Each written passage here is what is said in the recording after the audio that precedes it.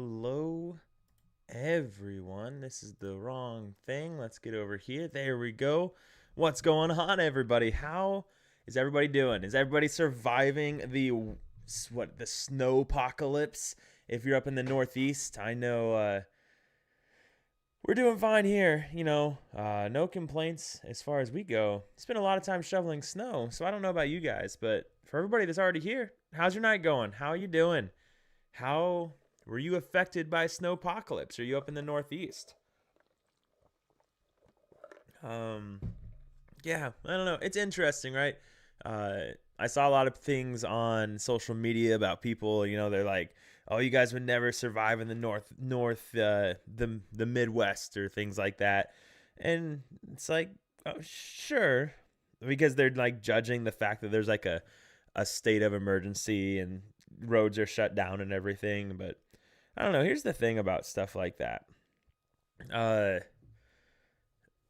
in the Midwest, in the North, in Alaska, that's part of life, right? Lots of snow, things like that, and you're used to it. So where you still have tons and tons and tons of bad drivers, they're still used to driving in the snow and things like that. There's the road workers are still used to shoveling snow or plowing snow and all of that.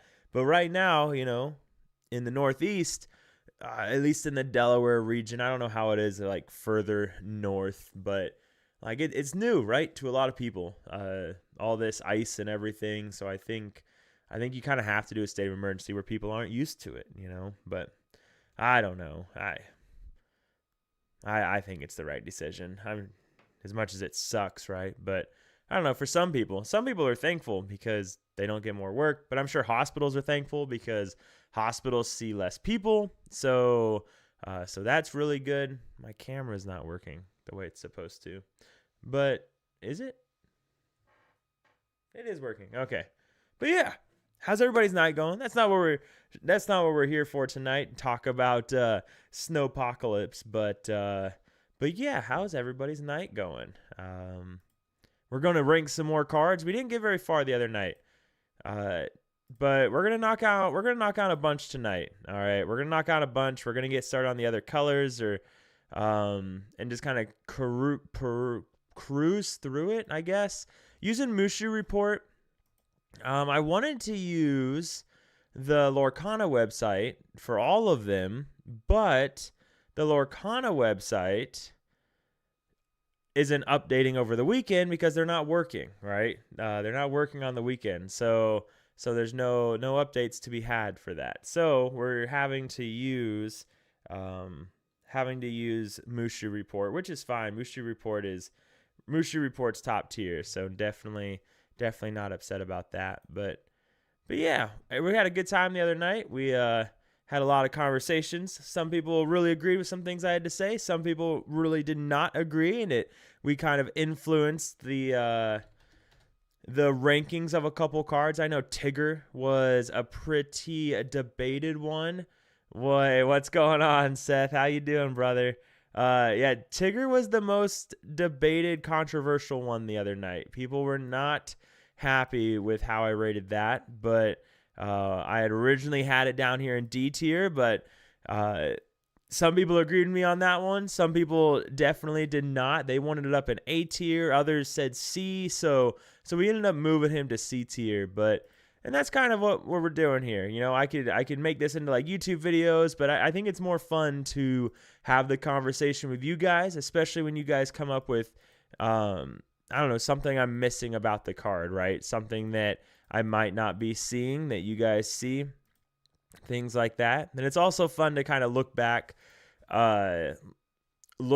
after the fact and see just how many cards we got right versus got super wrong.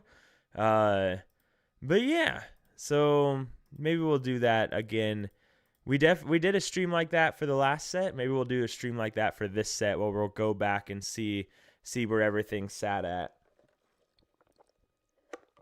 But yeah, so how you doing, Seth? How does Snowpocalypse treat you today? So all right, let's do so Amber, Amethyst, Emerald.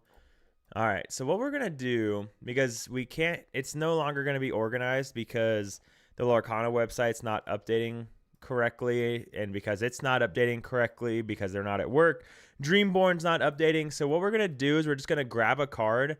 We'll grab a card from the Mushi report and then just work our way down. So, hey, what's up, Raleigh? It's not, I don't think it's snowing right now. I think our snow's over with. I think the snow is done up here. Now it's just like this like sleet that's freezing on everything, and so a lot of people don't know what to do with the freezing. It's freezing rain kinda. It rained earlier, and then now it's all freezing and everything. But we got, I don't know, some people said 4 inches, some people saying 6, others saying as much as a foot. So I don't know how much we got. It was enough to have to go out and shovel. So I had to get my sister from work today. My car got stuck trying to leave my development. Oh, that's rough, man. That is unfortunate. And I'm glad you got unstuck and made it to pick her up and back home though. So that is good. I'm glad that worked out well for you. So all right, this is going to be rough using Mushi Report because Mushi Report, they're kind of, oh, let's do this. Let's see if this works better. Okay, that's better. Okay.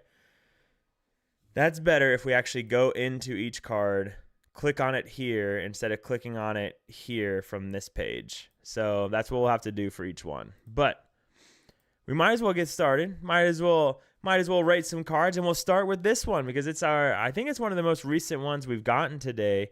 It is Wisdom of the Willow. Okay, so Wisdom of the Willow is an interesting one that's gotten a lot of talk already. It's a 4-cost uninkable action. For the rest of this turn, when one of your character's quests, you may draw a card. First off, really cool artwork. I'm really glad they fit this into it somehow because this is such a pivotal scene of the movie. But as far as the card goes, this one's really interesting to me. I think this one's rough. I think it fits best in dogs. For Amber Steel, I don't think it has a place. The reason I think it fits in dogs so well is because of Tramp. And Tramp, not only Tramp, but dogs has Bobby Zamaruski. It has Scrooge McDuck if you run Scrooge, and it has Tramp, right? So what can happen is if you play a Tramp and you have 3 or 4 characters down, then you can pull this and not quest that turn maybe, and then the next turn you quest with 3 or 4 characters and you draw 3 or 4 cards. So that can be pretty impactful. How often though does dogs need more cards though, right? That's normally not an issue. It's normally not an issue where dogs needs a lot more cards. Oftentimes if they get the Tramp down, they're kind of in a winning position. Like they're in a really good place at that point. But I mean, I could see this going in a deck as like a 1 or 2 of. I don't think you ever put 4 of. It's too much. I think 3 is still too high. Even 2 might be too much, but I think a 1 of in a dogs deck, it fits really well. I think it's a win more card for Amber Steel or Steel Song. C tier at most. Purple Yellow OTK also buff their Octopus. That's interesting. Buffs the Octopus a lot. That is true. They do have a lot of they have a lot of characters down, so there is an opportunity. The problem is the OTK deck isn't looking to do a lot of questing, right? With all their stuff, a lot of their stuff is okay. A lot of the times their cards are there to protect them, right? While they find the OTK or while they're trying to find things to set up a good trades and everything. So they're not really looking to quest a whole bunch. Now, if the game's gone on long enough and they're just waiting on some pieces, then maybe they do just quest everything because they're fine with that. But in my experience with just regular Purple Yellow, you're not often doing a lot of questing until you've controlled the board, right? And at that point, once you have control of the board, the game's kind of over. So all that being said, I think it is a C tier card. I think Seth said that above, and I think it's true. I think that's accurate. Because I think that I just think it's a little hard. I think Dogs is the only Amber deck that can run it. Well, Amber Sapphire can probably run it as well, but we're gonna make these a little bit smaller, I think. I think Amber Sapphire could also run it, and that'd be okay. But yeah, I think C tier. And this is another one I'm happy to. It's just tough because you're never running a lot of these in your deck because it is uninkable and it requires. It's tough to use, right? Because it requires everything to turn sideways. Ohana is more impactful. Yeah. No, that's true as well. So Tramp with that 6 butt is definitely going to make Ohana work better. That's for sure. So, all right. I think C tier is a good place for Wisdom of the Willow. Really glad they use this artwork, though. Okay, so we've got a location. I'm always excited for locations. This is going to be our first Ruby card also. So let's throw this in here. Bang. Beast Castle is a 1-cost inkable. Costs 1 to move it, 6 willpower. Whenever a character here challenges another character, gain 1 lore. Historically, these types of locations have not done really well, right? Hey, Chicano, what's going on, brother? How are you, man? Because we had a location like this, right? I think it was a steel location where if you had a character here and it challenged something, you gained 2 lore. That was right here. Yeah, Thebes. So we had Thebes. During your turn, whenever a character banishes another character in a challenge while here, gain 2 lore. So that is banish. I think this said challenge. So this is challenge. So that is something. You don't have to banish the character. You know what could be really funny with this is you have like just a bunch of baby characters not doing anything, and then they play it like a tramp and they quest with the tramp, and you send like 6 typos into their tramp and you gain 6 lore. Now, is that ever going to happen? No, but imagine you win that way. You just send a bunch of baby characters into a character to gain a bunch of lore. It would be funny. But yeah, I mean, Thebes is my goat. Yeah, like, and it's my first thought is, now this can get lore that might not be expected, right? It's cheap to play, cheap to move something there. If this also gained you a lore per turn, then that would be crazy. Like, this card would be a lot different if it also gained you a lore. It wouldn't be able to cost 1. It would probably cost 2 or 3. But if it gained 1, that would be way different. But I think it's a C tier card. Is that too rough for our first Ruby card? The thing is that Ruby's not having a problem challenging. Ruby's not having a problem gaining lore from challenging. That's not the issue. Like, they have Mushu. They have all these things that are like, when I challenge you, I get lore. I get special effects. I get to do these things.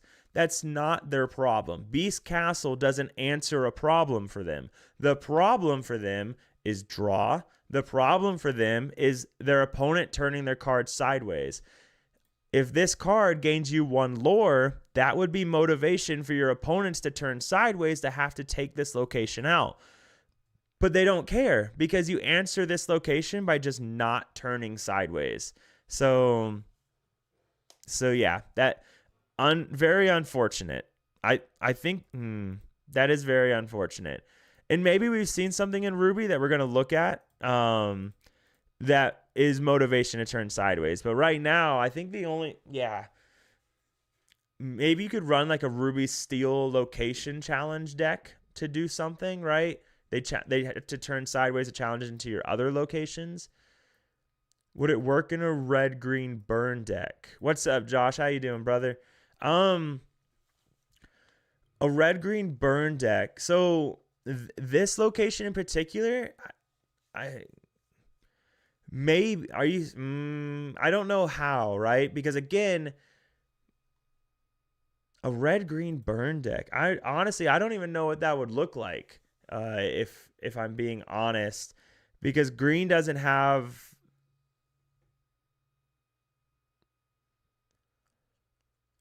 I'm trying to think of what that would look like, brother.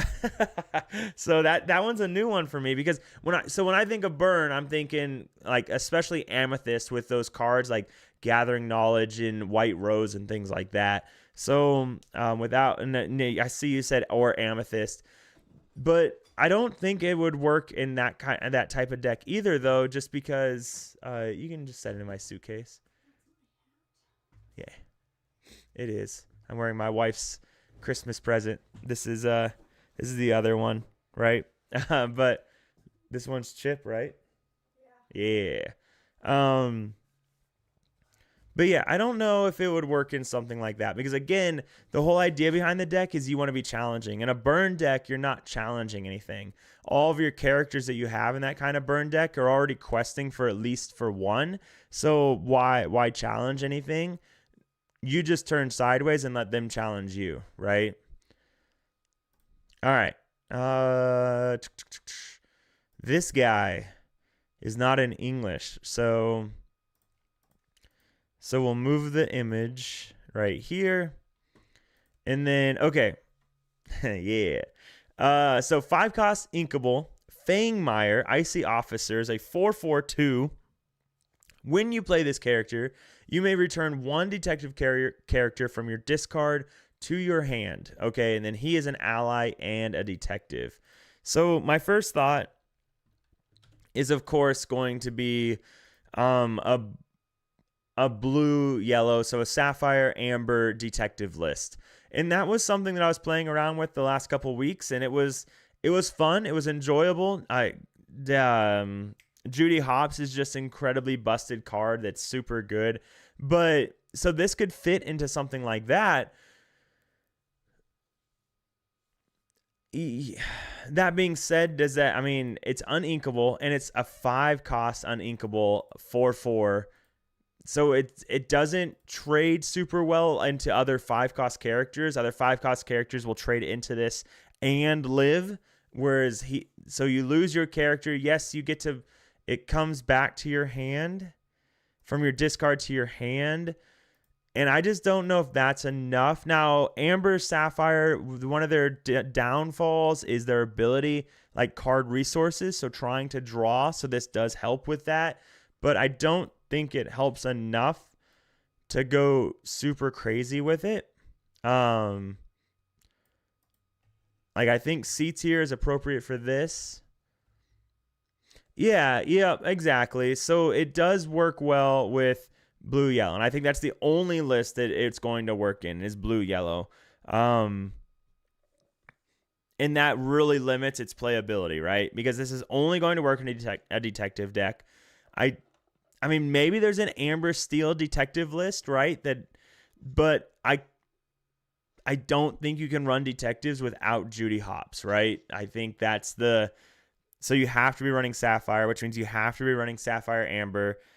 And that right there, it's a card that only works in one deck archetype. So I think C tier has to be where it's at. If it quested for one, it'd probably be D tier. But yeah, I think C tier works for our boy Fangmire.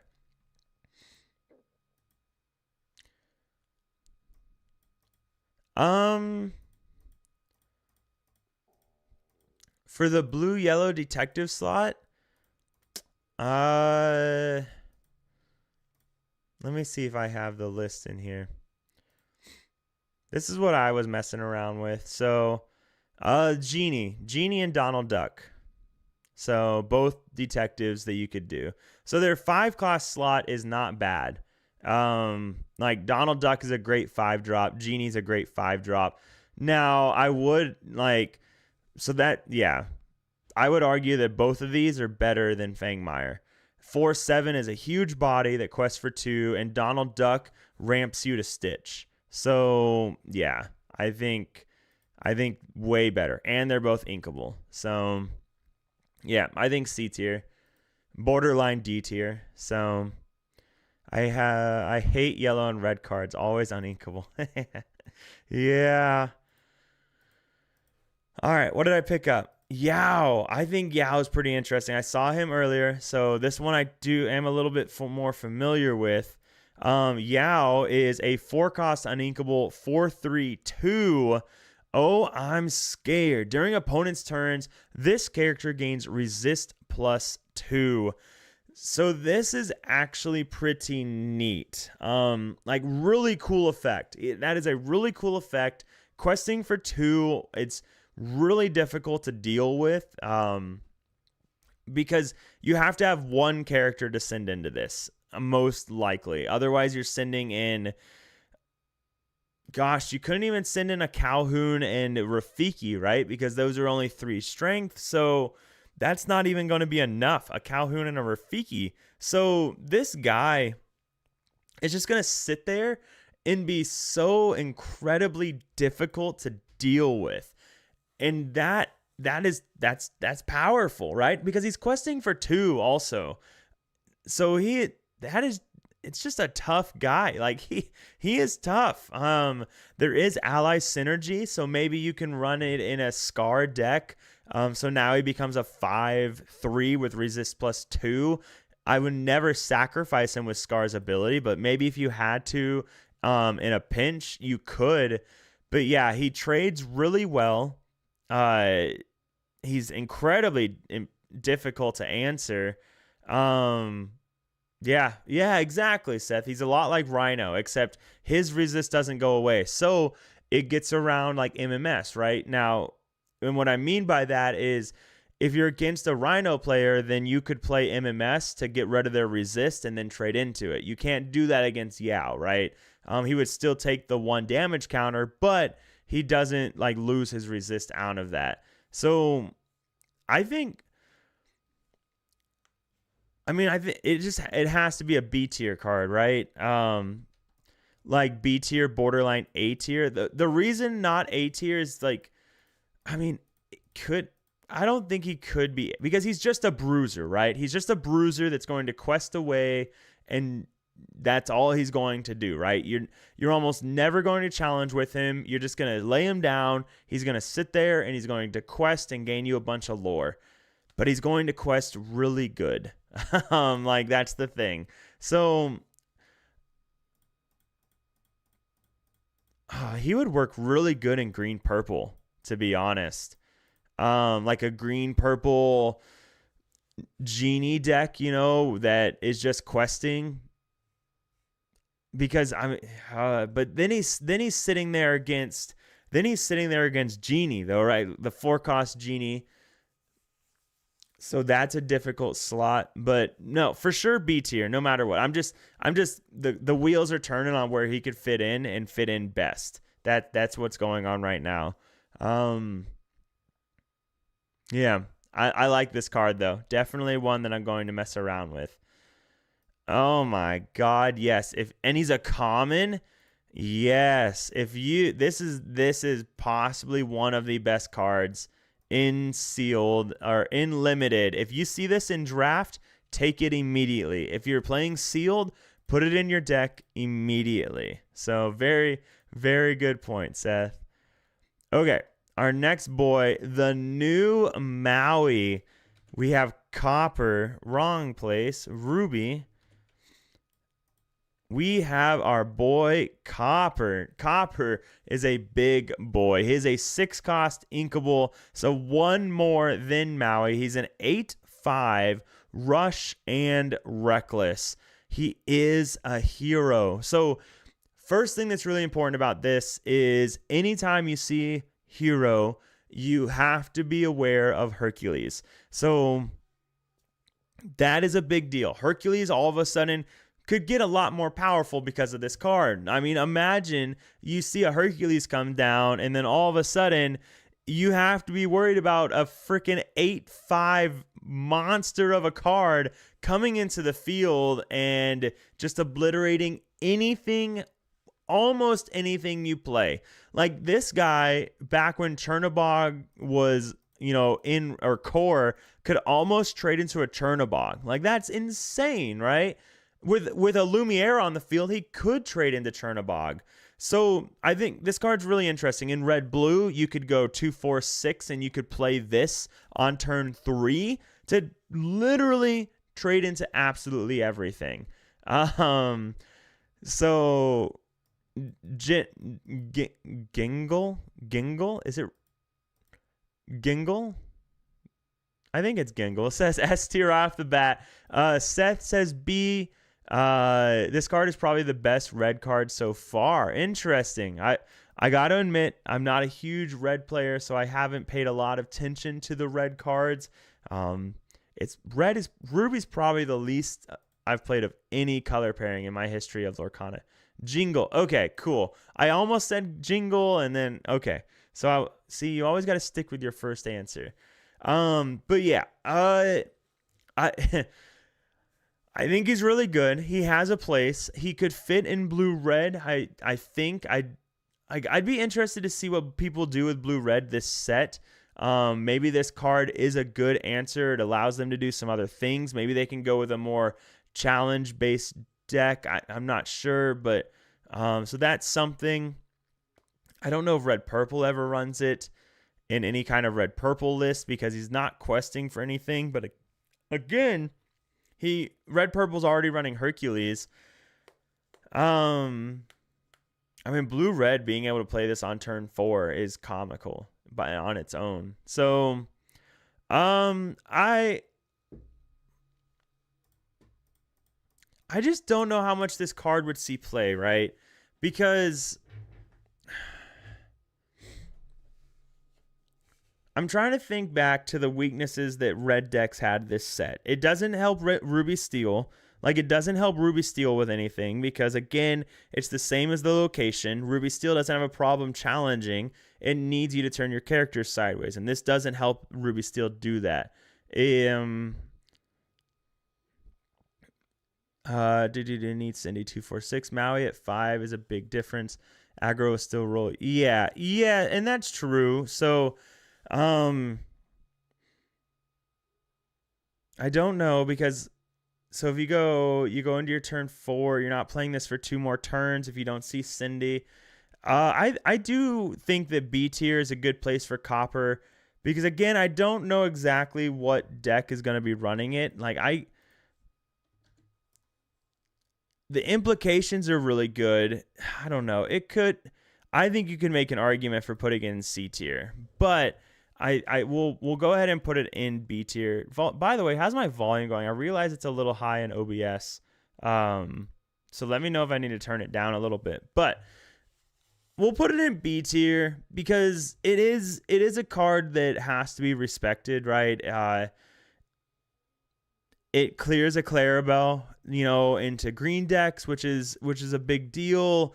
Again, if you play with Hercules, they immediately have to know that that's a lot of challenge coming down. So I like B tier.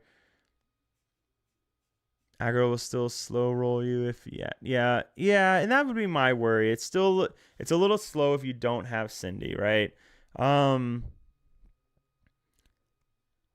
That is crazy though. That it's so close to Maui. Like it's so. I'll stand by the fact that they did rotation is because they didn't know. What have I done? They didn't know how to fix the game state. Like, I think they realized, like, so many cards were at this point of being so powerful that they just didn't know what to do to get it back to normal. So they just said, here's an early rotation that we did not have planned. Because we're starting to see all of these similar cards like this set in particular, we have Ohana, which is a nerfed Rapunzel. We have Copper, which is a nerfed Maui. Someone posted, we have Angel, which is a nerfed Cinderella. So I really feel like this set is like, this is the set that they started really thinking about, like the post rotation stuff. But I don't know. Anyways, I'm off on a little tangent. It's funny that Paul just joined because I think I was talking about it with Paul just the other day at locals. So, yeah, what's up? Yeah, we started the other day on the last stream. So we did some of the day 1, day 2 release cards. So okay, let's do our next one. Let's do our literally the difference between a good and meh card has, well, yeah. Well, in the ink system, yeah. And that's all it's going to take. Like a lot of these cards, if you change the ink on them, like to cost 1 more, there's a good chance a lot of them would become unplayable. Or some, if you made it 1 less, would become the GOAT of the deck, right? So, but Mickey Mouse, right? He's a 6 cost inkable. He quests for 2, and he's 6/7, right? All right, he has 6 attack, 7 willpower. I'm pretty sure that is hero if I click on him. He is a hero as well. We've got MJV with the follow. Thank you very much, brother. I appreciate the follow, man. Hope you're enjoying yourself. So, as soon as I saw Mickey Mouse and I saw the 6/7/2, I got really excited. And the reason for that, I think I copied the wrong one. The reason for that is that it is just a big body, and blue, like it's going into 2/4/6. Like that is the dream, right? You go turn 2 ramp, you go into your Cinderella, and then you go into a 6 cost. Is a 6/7/2 that doesn't have an enter the battlefield effect worthy of that slot is the question. I don't think so. And the reason I say that is because you're not doing anything for your first few turns, right? You're ramp, play a card. Now I can start doing things. And a lot of the times that now I can start doing things has to be you responding to what your opponent has played. So you just playing this big character that does quest for 2 often isn't enough. Like Namari is different. I'm talking about Sapphire Steel. When you play Namari, that's another princess. So you not only do you get a character that can challenge really well, but now you get to filter through your deck and you can quest for 2. And you get to ramp some more. So that is a lot of stuff. It is a Boulder Fist Ogre, right? That is something. So Mickey Mouse, really good limited card. This is phenomenal and limited. That's the only time Boulder Fist Ogre was any good, in my opinion, was when you were doing Arena. And we're talking Hearthstone for a second. So I love Mickey Mouse. I think it's a really neat card. Cards that don't have an effect, just vanilla cards, though, are oftentimes just not going to cut it in a ramp deck, right? For that reason, I think, yeah, Paul said it, C tier, and I do agree with that. It's just not enough, right? Because I don't think you're going to play this in anything that's not a ramp deck, and you don't have time to play this in a ramp deck because you have to recover the battlefield somehow. So all of that. I think I don't know. Yeah, I don't know. I don't think it could, yeah. Blue Steel is the only place I think it could work. Maybe a blue-yellow deck because they can also ramp a lot. But again, I just don't know. I think this has more of a home in blue-yellow than anything else, personally. But they don't run Cinderella, so it's probably too slow at that point. So probably not even there. So I think C tier will work because, yeah, we can slam it somewhere for sure. Just to have a little bit of fun. All right. Come out and fight. This is the anti-boost card, all right? So come out and fight is an action. I got to click on it first. If I don't click on it first, it comes out in blurry. Okay. So, come out and fight is a 2-cost inkable action. Put all cards from under chosen character, item, or location on the bottom of their player's deck in a random order. Draw a card. So, this one's really cool. It's anti-boost. That's the whole idea here. Is that enough, though, right? Because why not just banish the character, right? I mean, isn't that the right answer? Counters the Black Cauldron. You're thinking about it too hard. There are good use cases, but at the end of the day, you're ramping to a vanilla. Yeah, no, exactly. So, but as far as come out and fight goes, I like that the artwork's kind of similar. Like, I like that they're using a lot of the same characters from Spooky Site, but why not just banish the character? Why am I going to bother wasting 2 ink to remove all the cards from that character? You could argue, well, I want to do this so that I can put it in their inkwell, right? Because I want to Hades them. I want to sing a Let It Go on the next turn. Sure. Yes. If you have both of those cards in your hand at the time, then yes, you can do that. But I think you just banish the character. I mean, it's just that, right? Like, if this said maybe like draw a card for each card removed, maybe it becomes playable. So, because D till proven innocent. Yeah, and I agree, and I think that's perfectly fine, because even then, how many times have you seen a boosted character that has a lot of cards boosted underneath it? We have the new Genie, and that will probably happen with the Genie, where they're just going to continue boosting it, and that could be something, but even then, maybe not, like, because you don't want to waste a whole bunch of turns boosting that character, because they're eventually going to remove your Genie, right? So if you're spending all of your ink every turn and that's bad tempo lineups, you're losing your board, and they're eventually going to remove your Genie. So I just don't, this is almost never going to be effective anywhere at any point in time, I don't think. So yeah. Yep. I think D is a very happy place for this card. Okay. Moving on, we have a Donald Duck here. Ruby Donald Duck. Why does it have Angel and Stitch's ears in it? Where was this revealed from? Because I'm pretty sure Mushi Report just takes like the reveal and posts the reveal. So I'm curious where this was revealed at. If you guys know, let me know. But yeah, it's got Angels and Stitch's ears. I don't think those are actually a part of the card. But Donald Duck, ally, 1-cost inkable, 2/2/1, and that's it. Nothing more at all.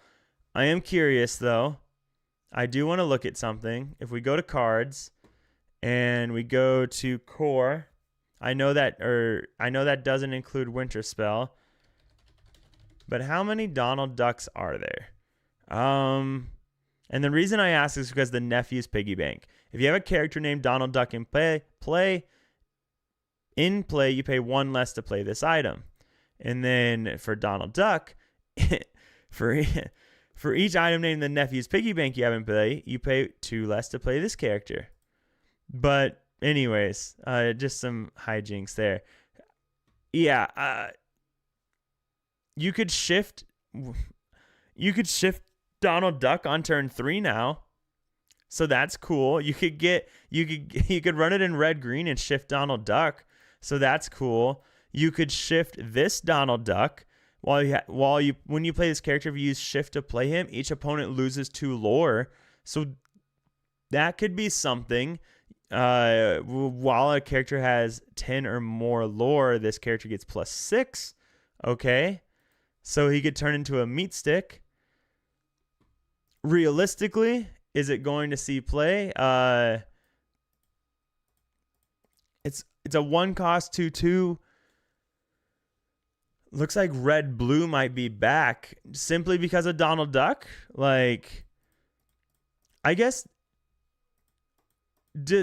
for red blue decks, did they have a lot of 1-drops to play? Or was that kind of just a dead slot for them? I mean, I guess they could play the like Tinkerbell, right? Challenge ability, Sergeant Tibbs. So they had a couple cards that could challenge. Probably Basil if you wanted to run something. Flounder, of course. I don't know. It is a target, right? Like, it doesn't. So you could go Donald Duck on 1 into a Sail on turn 2, and then you can go Big Donald Duck on turn 3. So that's something, right? Like, how impactful? But he only quests for 1. I mean, if you're against an aggro deck, I guess that is a big deal, right? And it could be really helpful. I don't know. Is B tier too optimistic for Donald Duck? Am I just too high on I can finally shift? Am I just too high on I could finally shift the the green Donald Duck? You have no reason to, but it would be fun, right? But you don't have to, right? Because you just ramp on turn 2. Well, if you play red green, you're not ramping on turn 2. So I don't know. Am I wrong to put it in B tier? You guys, let me know if I'm wrong to put it in B tier, and if it's more realistic to put in C. It's not D. It's still, I mean, maybe it is D. Honestly, maybe it is D tier. Oh, it's probably C tier. It's probably C tier unless someone comes up with something great. And I think it's only C tier because of this Donald Duck, and possibly someone could come up with something to do with it. But other than that, I don't think it warrants anything higher than C tier. Legendary Donald now because much more relevant in my opinion. Yeah, I mean, the legendary Donald. This one? Because of this Donald Duck? Cards like I think Copper's really going to spice up red blue. They made a 1-cost 3/3 all 1. Yeah, no, I can see that. So I think Copper should be an A tier. I mean, I'm willing to listen to an argument, right? Like, I'm willing to be wrong on B tier for Copper. So, but was he that needed in red? Oh, duh. Yeah, that is a legendary. Yep. You're right. So, yep, you're right. My bad. Did red blue though? Did they actually like? Did red blue suffer on the 6-drop slot? Like, was it that big of a? I mean, were there any? We'll look at Inquiry. 6 drops, David Xanatos. So I guess if you're dropping that, you're not doing anything. But David Xanatos did set up Maui Half Shark. So, yeah. So he's the okay. All right. So, what's up, Mary? How you doing? Ma'am? Thanks for joining us. So, okay. So we got 2 people thinking Copper is an A tier card. He is the old Maui. He's the nerfed old Maui. So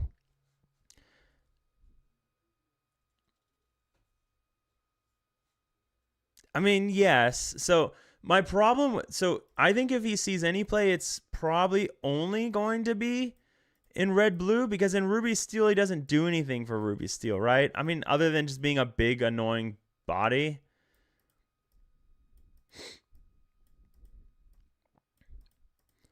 And then is it better than Is it better than...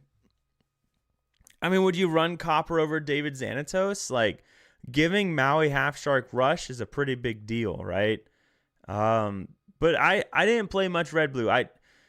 This is the set I've enjoyed Red Blue the most, so I did play it, but... And also people wanted me to play it on stream a lot.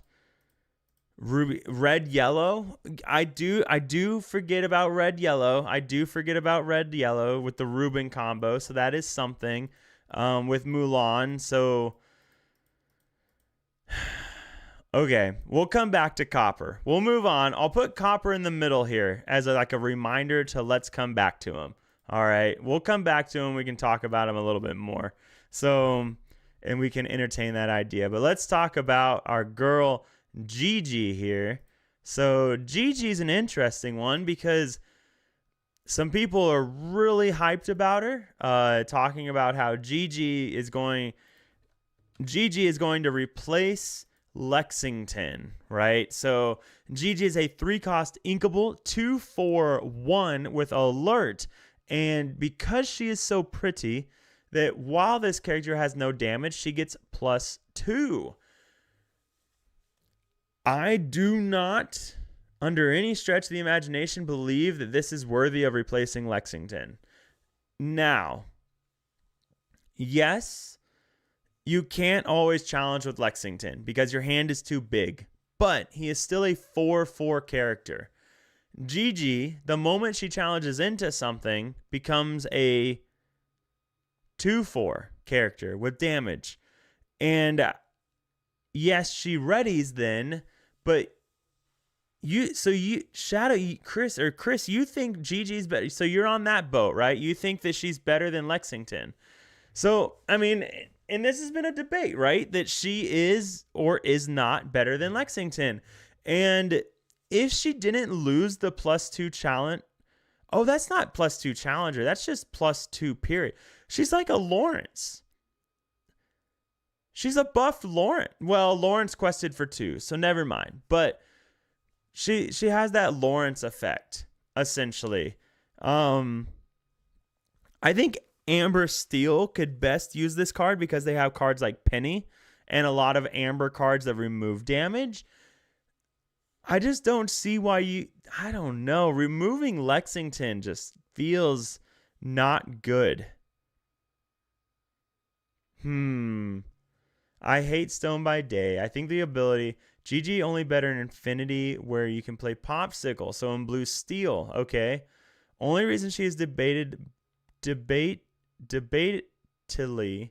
better than Lexington is due to her not having Stone by Day. Well, exactly, right? And Stone by Day can be a crippling ability, right? Like you challenge into... So for example, against dogs, if you play a Lexington against dogs and they play a Daisy or 2, you're never going to ready that Lexington after you challenge the first time. Maybe the one challenge is enough to turn the tides and that's all you need, but it does suck to play a character and know that you only get to use it one time before you ever get to use it again. Hey, Star, what's going on? I hope you're doing all right, man. So, would you play a Lawrence that didn't untap if he stayed a 4/4? Or still play the regular Lawrence? Oh, God. Okay. Would you play a Lawrence that didn't untap if he stayed a 4/4? Or still play a regular Lawrence? Yeah. All right.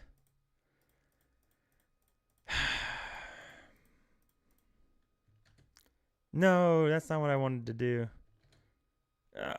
Stop it. Okay.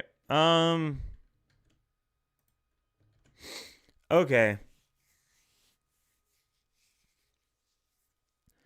I mean, okay, let's assume that having alert is big. I mean, yeah, it is big, right? Like that her having alert is the reason that she's even in the debate of replacing Lexington. So that is going to be really big. Like I would rather have a 4/2 after challenging a genie than having a 2/2. Me, when my 4/4 is exerted in purple steel, how am I going to get rid of all my low cost cards in my hand?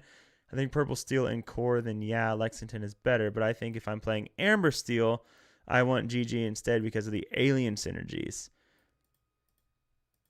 And that could be true too, Star, that we just like player preference. And it also, maybe it just depends on the deck. Like in Purple Steel, maybe Lexington's a little bit better because a lot of times you can empty your hand really well, especially if you have Cobra and things. I mean, but where does she, okay, where does she sit, right? Where does she sit? It's definitely no lower than B tier.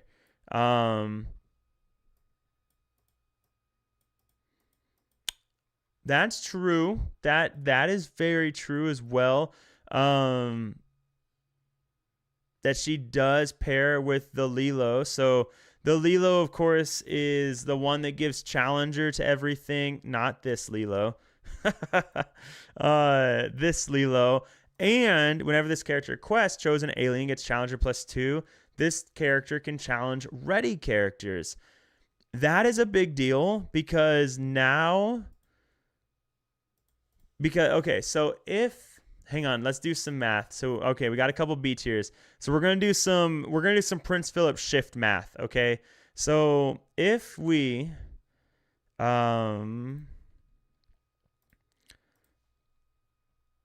is there, can we, okay, so if we go turn 1, Hook, 2, Calhoun, 3, no, we'd have to go, yeah, we go GG,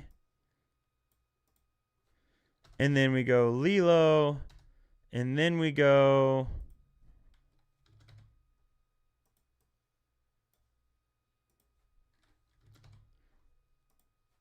and then we can challenge Prince Philip. So 1, 2, 3, 4, 5. We can challenge Prince Philip. But if our opponent is playing Prince Philip, then they play nothing. They 2 ramp. They 3 Cindy. Philip. So, okay, so if the math is correct, right, the real quick math here, then GG plus Lilo does let you challenge a Philip before they can shift, right? When you're on the play. You have to be on the play to be able to do it. Right? Cindy, Philip, and then you can shift Philip here. Right? 1, 2, 3, 4, 5, 6. Yeah. Okay. So on the play, you could stop the Prince Philip shift. Okay. What's the chat saying? I think it's a trap. No, turn 1. Yeah. No. So I'm just saying, yeah, that wasn't what I'm saying the best play is, Star. I was just putting stuff down, right? To that kind of thing.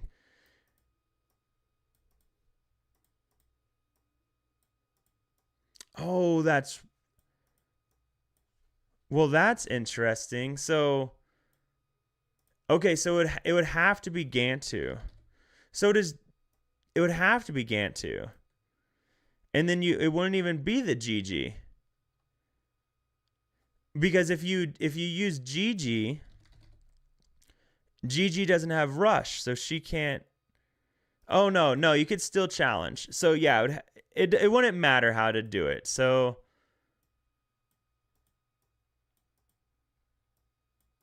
you could do, yeah, so you could do Stitch or you could do Gantu. Gantu could both do it. So Lilo just got a lot better, actually, because of Gantu. Like,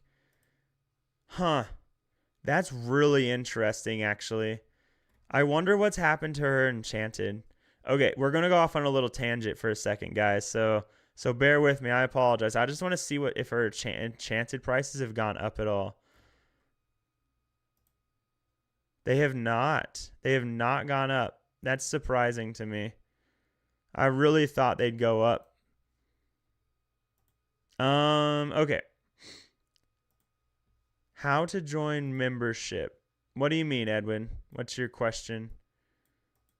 I'm sorry, I'm not sure what that one means. Okay, sorry, let me catch up on the chat for a second. Fair. Oh, duh, I forgot Gigi is an alien. Yeah, so the alien synergy is pretty cool. Lilo needs to quest for ready characters, but does work on the play. You can do it sooner with turn 2 Stitch, and that's true. So that's the thing is, Gantu with Lilo lets you challenge a Prince Philip on the draw.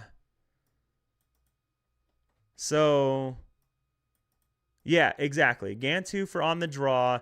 GG would work, or Gantu for on the play. But okay. Okay, so GG though, sorry, crazy tangent, right? We just went all over the place. I think GG sits in B tier. Where she sits as far as being better or worse than Lexington, that's yet to be seen. That's yet to be seen. It really is. Alien is cool. I think it might work. I think she might work better in Amber because of cards like Penny, because of cards like Aurora, because of Ruben, just all the damage removal in Amber. But we'll see. I'm really excited about 3-cost Lilo though. This is a really exciting card. Yeah, we went a little deep on this one, but it seems like everyone does agree with B tier. So we'll move on to the next one. And that's why I like doing these live though, instead of just the YouTube videos, because we get to talk about that stuff, and what I'm hoping for is that by doing that, it gives everybody else to start thinking about different deck possibilities the same way it's giving me ideas for different deck possibilities. And that's kind of like the dream, the goal, right? Is just crazy possibilities because of the hive brain or whatever you want to call it. So hard to fit in GG, but there is an alien deck with Amber Steel. Yes, I know on 20 lore there's a thread for it, so I just haven't looked at that yet. I think it would be too. My wife would be so over the moon if I played a Lilo and Stitch deck that was actually good. So okay, so next up we've got Witches of Morva. Okay, Witches of Morva is a 5-cost uninkable, a 4/4/2, and when you play this character, you may return another chosen character of yours to your hand. If you do, gain 1 lore. So,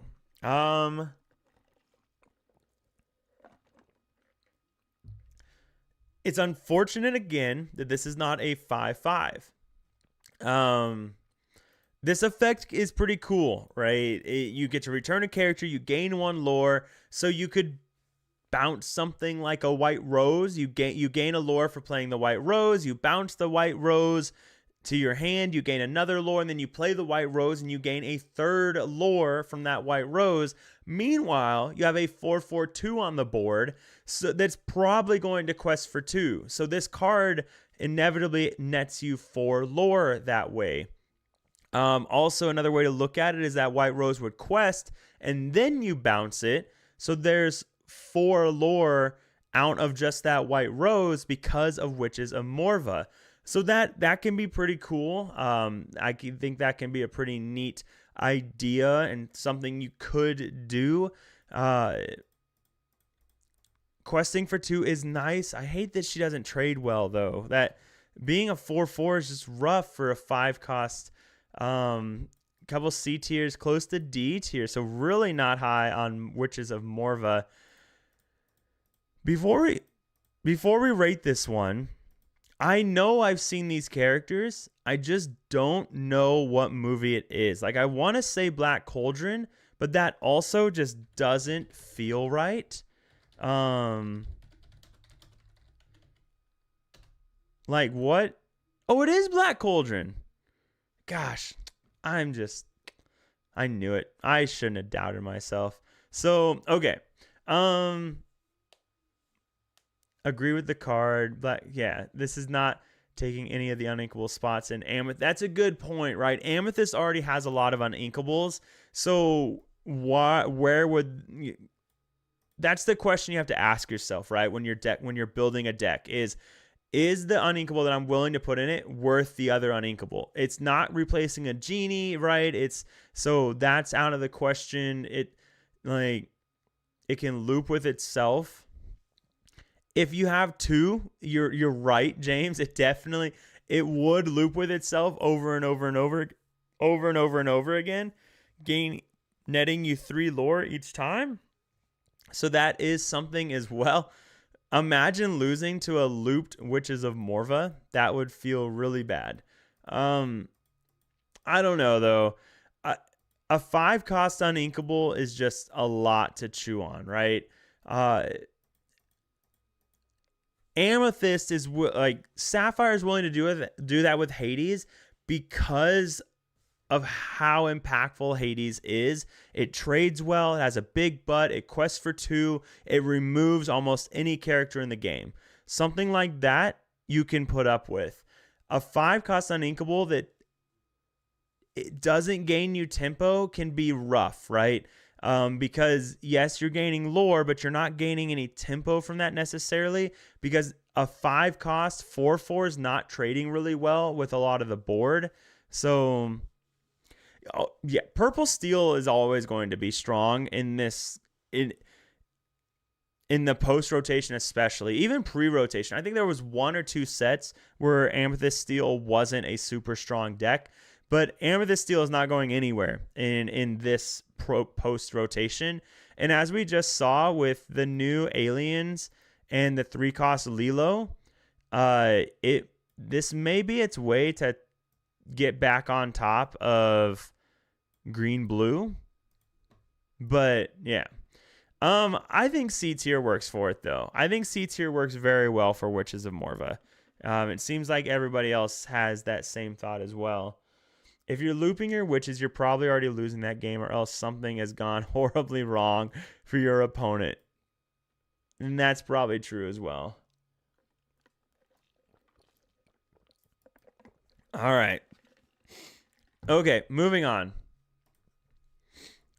God, this card, when I first saw this card, I thought it was Peach Dragon. And then now I've had it stuck in my head for like 8 days, or not 8, like 2, I think is when it was revealed.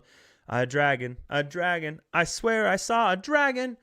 And if you haven't seen Peach Dragon, it's because the dad runs into the city. I think it's a bar. It's probably not a bar because it's an older movie, but he runs into somewhere about seeing a dragon, and then everybody starts making fun of him. And really good movie if you've never seen Peach Dragon. Anyways, let's click on it. Let's pull it up. Seth agreeing. Yeah, there we go. Okay, so Stegmutt is an 8-cost inkable, big boy, 7/7/2. He is an ally and a dinosaur. For each item card in your discard, you pay 1 less to play this character. Weird. When you play this character, you may put 3 item cards from your discard on the bottom of your deck in any order. If you do, deal 3 damage to chosen character. So besides my initial excitement from seeing a dinosaur that looks like Peach Dragon, and I've really liked this discount thing they've been doing with a bunch of the cards, but it's an item, right? And I agree, D tier. But what on earth is this doing saying item? Why? I mean, we've seen items in green, in emerald one time where items was a big thing in emerald, and that deck was incredibly hard to pilot, and still there was like one really good pilot with it. Like, not if any of you played it, not saying that you weren't great pilots, right? But like, yeah. I mean, how many of these items are even core right now? Okay, so there's still a few of them that are core, but geez, I mean, why is his effect items in Emerald? Because if this card was in Sapphire, yeah, and maybe that's why, right? But this one was weird for me. This one, like, and his ability to just deal 3 damage when he comes into play is kind of rough. Because he's so I mean, could blue-green items come back with just this? I don't think so, right? Like, you're missing some of the key cards that made, like, just no. I don't think any big brain deck builder is going to find a way to make Stegmutt, the clumsy dinosaur, a really top tier deck. But I'd love to be proven wrong because this card is just so cute. So, is there anything lower than D? This is the type of card that could be playable in another 10 years of Lorcana when there's so many good cheap items that can abuse it. Yeah, yep. Yeah, and maybe that's it, right? Weren't they pushing a Ruby Sapphire deck? Well, let's see how many items Ruby has. Medallion Weights is often played. Mushu's Rocket, I've seen that in a couple. So, yeah, I don't know. I think it would have to be blue-green. If you were to run it in anything, I think it would have to be blue-green. So, like that, there's just... But even then, like what? Legal? Yeah, I don't know. Rough. Just rough. Pushing locations in Ruby, yeah. So, this is better Shift Bell. Is it? I mean, I know what... You're talking this bell right here. Where's the non-enchanted version? 9 cost, shift 7. For each item card in your discard, you pay 1 less to play to use your shift ability. Whenever this character quests, you may put up to 3 item cards from your discard on the bottom.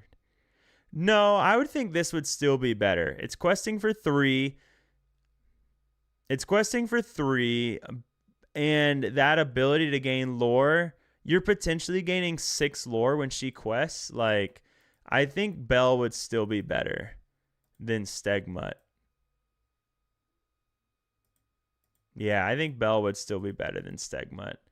Don't sleep on my boy Tamatoa in Infinity. Have you been? Yeah. Okay. Moving on from Stegmutt, our first D tier of the day. Donald, our boy Donald. All right. Steel. Donald. Oh, no. Okay, we got to go back here. Donald. He is a 5 cost, 4/6/2. When you play this character, you may banish chosen item. So, okay. 4/6/2, not a bad stat line. You may banish chosen item. So, arguably better than Pluto, right? Maybe Pluto also, like the steel champion. He also lets you gain 2 lore when other steel characters banish something, and his effect to banish items is repeatable, whereas this is just doing it on effect, but it does do it on effect. Dogs, though, isn't going to play a Chromicon yet against you, so Donald's not going to be hit anything soon. So if you're like playing blue steel, now if you played Tinkerbell first and then played Donald on their Chromicon they use because you played Tinkerbell, that could be something. How dare you say that about Pluto? I'm playing Benja over this, and that's the other thing. Benja's still questing for 2. He's still seeking Strength of a Raging Fire.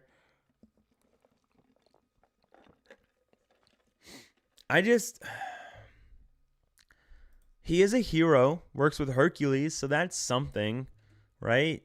Not really. Copium. I think C tier for our boy Donald here. He does. Yeah, I think C tier for him. I think there's just better options for item removal. I think Pluto is just inherently better in blue steel. Fantasy, how we're doing it is we're just going down the row. So I'm using Mushu Report. And the reason I have so many of these cards is because on the first day we were ranking cards, we used the Disney Lorcana website, but the Disney Lorcana website doesn't update on the weekend. So I had to choose a different route. So what we're doing is we're just using Mushu Report and going card by card. So, but yeah, I think that Pluto is just better for blue steel, and I think Benja is just better for purple steel, and Donald Duck just doesn't fit. So, talking Infinity over here. I've been brewing and testing Infinity lately, and it's been a blast.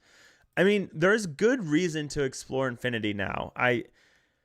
The ETB event that is going to be happening is going to be a 15K Infinity event, but I don't. Is that next set as well though? I think it's this set. I don't remember. If you guys remember, let me know. But no. I think that's in June. No, July. No. End of May? Is it in the end of May? It doesn't matter. I think it's I don't know. I think it's end of May. But moving on from our boy Donald Duck, okay? Because we've got Nani. And Nani is one that I'm pretty hyped for a couple of reasons. One, it's Amber. So Amber just always gets me a little excited. But her effect is a BR guest on a body. It's a worse BR guest because BR guest lets you find any character that you want, whereas Nani has to be a 2-cost or less. But there's a lot of good options to hit with Nani. So Nani's a 3-cost 3/3/1. When you play this character, look at the top 4 cards of your deck. You may reveal a character card with cost 2 or less and put it into your hand. Put the rest on the bottom of your deck in any order. So that can be really useful. If you guys remember the mid-range version that Sky really popularized, I think in set 8, one of the biggest weaknesses of that deck was that you had to find Doc. Like if you didn't find Doc, you just ran out of resources. So Nani's helping you find Doc. Whereas BR Guest was a good way to do it. Nani now does it. That can also sing Strength of a Raging Fire. That can also sing the new song. I think it's a coot at something. So that's really good. It challenges well. It is a hero. I think this is a top tier card for me. People are comparing it to the nerfed Ariel. I don't understand how or why they're doing that. They're completely different in every way. But I really do like this card. I think it's A tier as well. A lot of you guys saying A tier also. And I think this is more A tier than something like Ohana Means Family. Just her ability to find so many good 2-cost cards. The other thing, and then Nani can work in all versions of Amber Steel. It works because one thing you can do is, it's like BR Guest. One of the things Nani can do is find Pudge, right? Pudge is another good 2-drop. If you played a Lilo on turn 2 and then you play Nani and then you search for a Pudge, you can play Nani and Pudge in the same turn. Now you have this board. You have 4 characters down that are all doing a bunch of questing. I mean, there's a lot of stuff you can do. So Pudge is a good target. Calhoun, Nala, Doc. Maybe you want Ursula to do something. So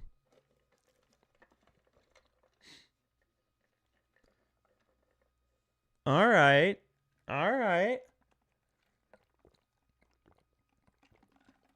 Oh, Star, you think Ohana is S tier. Ah. So Spartan, I'll talk about this one real quick because I missed this comment.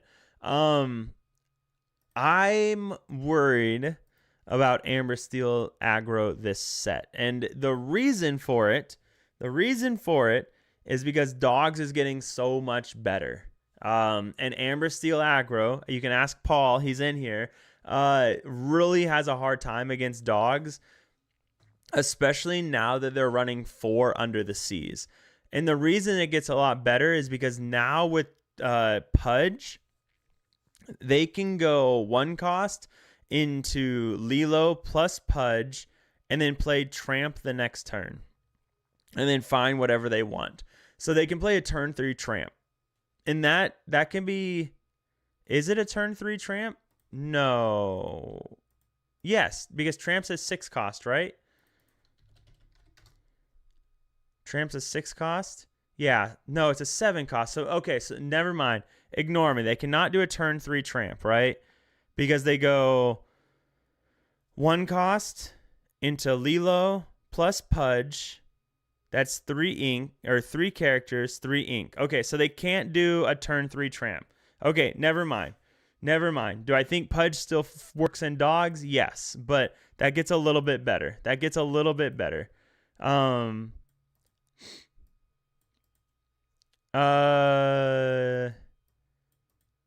Double Pudge lets you do it. Yeah, double Pudge does let you do it. But Dogs isn't going anywhere, and I think so that is something. Now, with that being said, Dogs has been a top tier deck for multiple sets now, and people still aren't running it. It still makes up a very low percentage in most events. So maybe Amber Steel aggro is still perfectly fine. And Nani definitely helps Amber Steel aggro in a big way. I dream of this line of being able to go Daisy into Lilo plus Pudge into Nani, finds Doc. You drop a 2-quester like a Nala plus Doc the next turn to refill your hand. You find a Strength of a Raging Fire to answer their GG, and then the game's just over, right? Like I dream of a thing like that. But yeah. As far as Chris, you're talking about Ohana. Ohana means family is going to be really interesting. And the reason I find it interesting is you're losing tempo playing it. So, and that is an issue, right? Because if you're playing the mid-range version, if you have songs in hand, you're going to be okay because you don't necessarily need the tempo because the mid-range version is controlling the board with songs. So there's that. But the problem with Ohana Means Family is we don't have a great way to activate it ourselves. With Rapunzel, a lot of the times our way of getting Rapunzel value was to use Let the Storm Rage on our own characters. And that was fine because we got a 1/5/2. Now we're stuck having to use a Strength of a Raging Fire or even a Thunderbolt on our own characters. And that doesn't feel great. So like my turn, yeah, so it just gets a little wonky, right? I don't know. We'll see. I think A tier fits for it, but even then, A tier came down to mostly the chat wanting me to put it there because I initially had it in B tier, I believe. But I don't know. Maybe I'm just being a little too harsh on it. So, yeah, you do have Bolt or Strength, and that's true, right? I just want to be using those cards on other characters, not my own, right? So, but all right. Nani, A tier. Ohana Means Family, I'm happy to have it in A tier, and hopefully I'm wrong. And maybe it does become an S tier card, and we're all wrong. There's that as well. So, all right. Next up on our list, we have Alice. And the new Simba is interesting. We will definitely look at that one today. So Amethyst.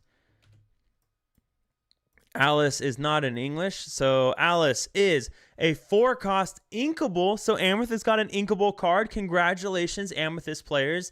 You have Alice, a 4-cost inkable 4/4/1.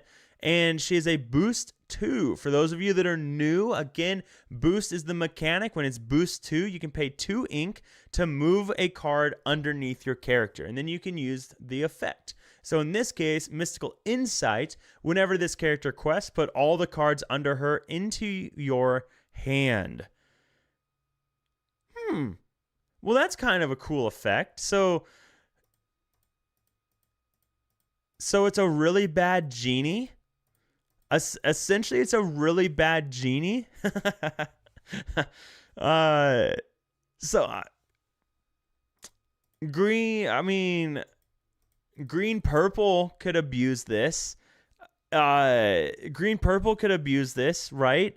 To do some wacky things, because you have Emily Quackfaster and you have Donald Duck, and there's Amber has the page that can boost a character.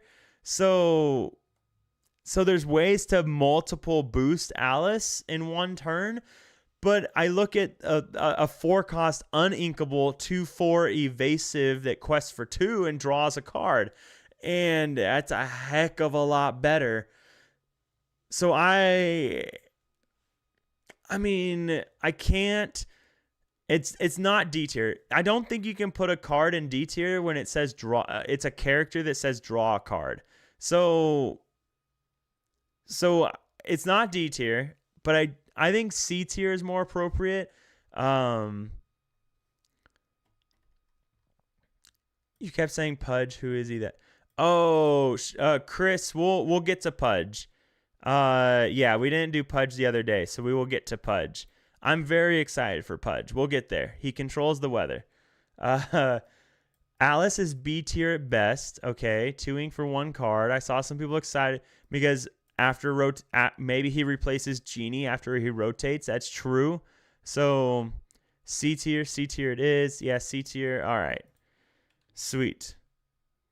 I like it when chat agrees with me because it means I'm at least a little bit good at this. This is not going into any deck outside of Sealed. I agree.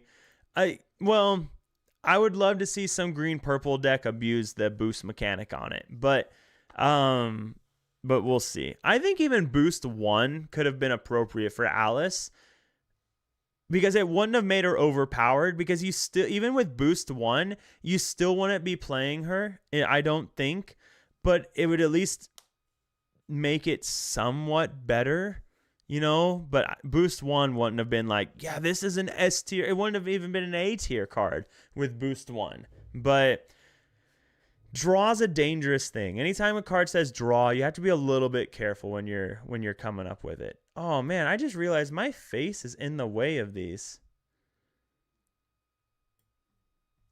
Oh wait, what happened? Hang on. Has my thing been screwed up this whole time?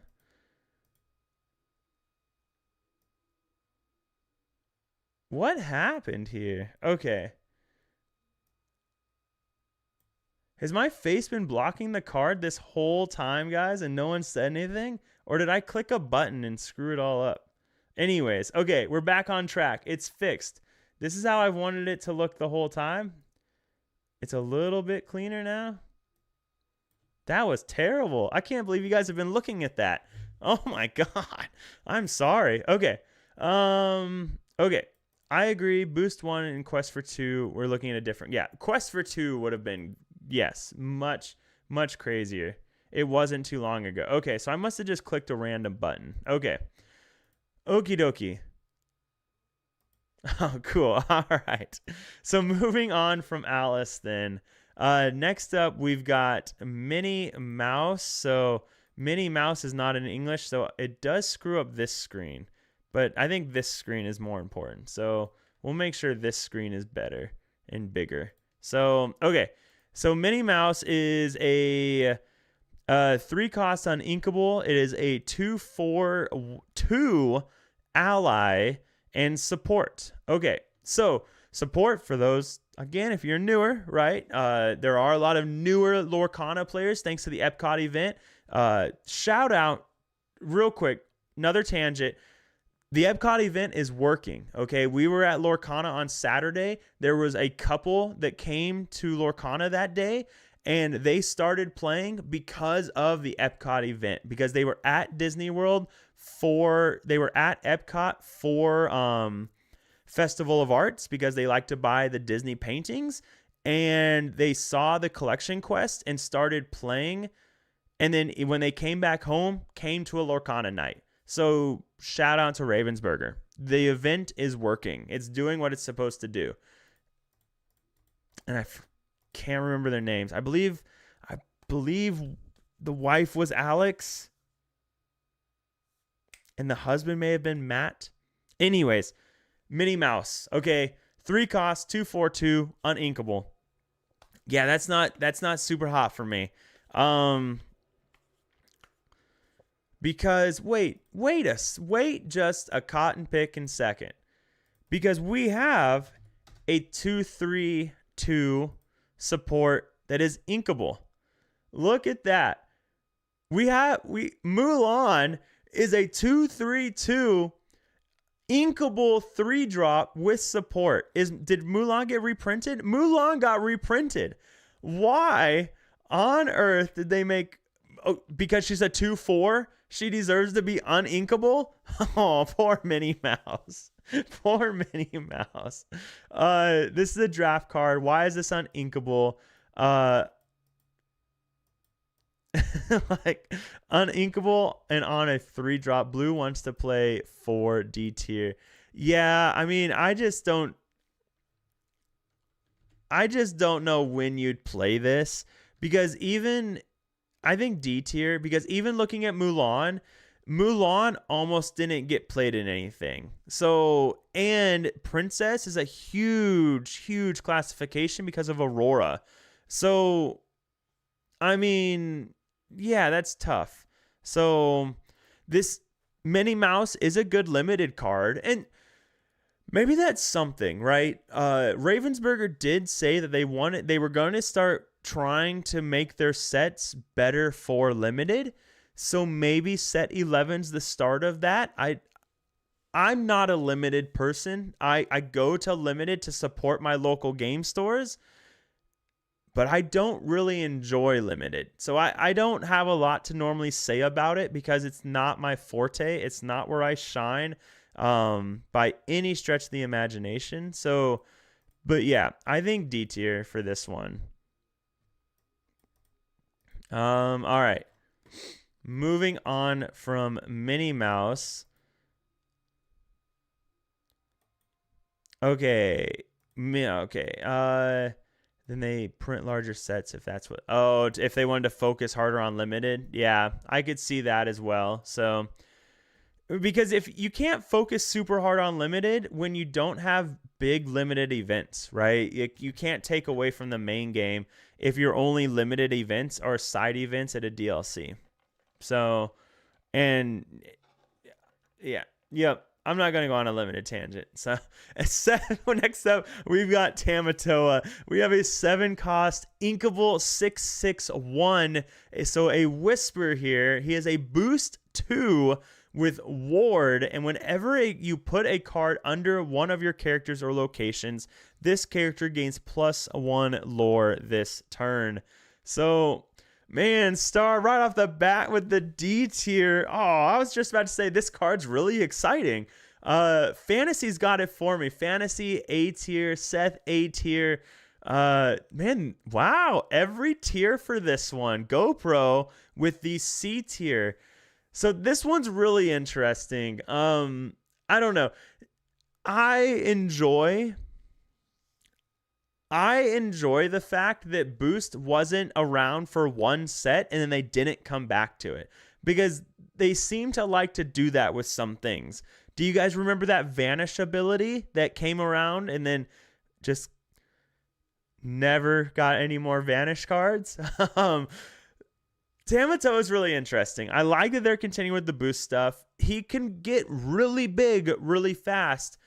He is kind of expensive, but I think you only run this in a Cinderella deck. I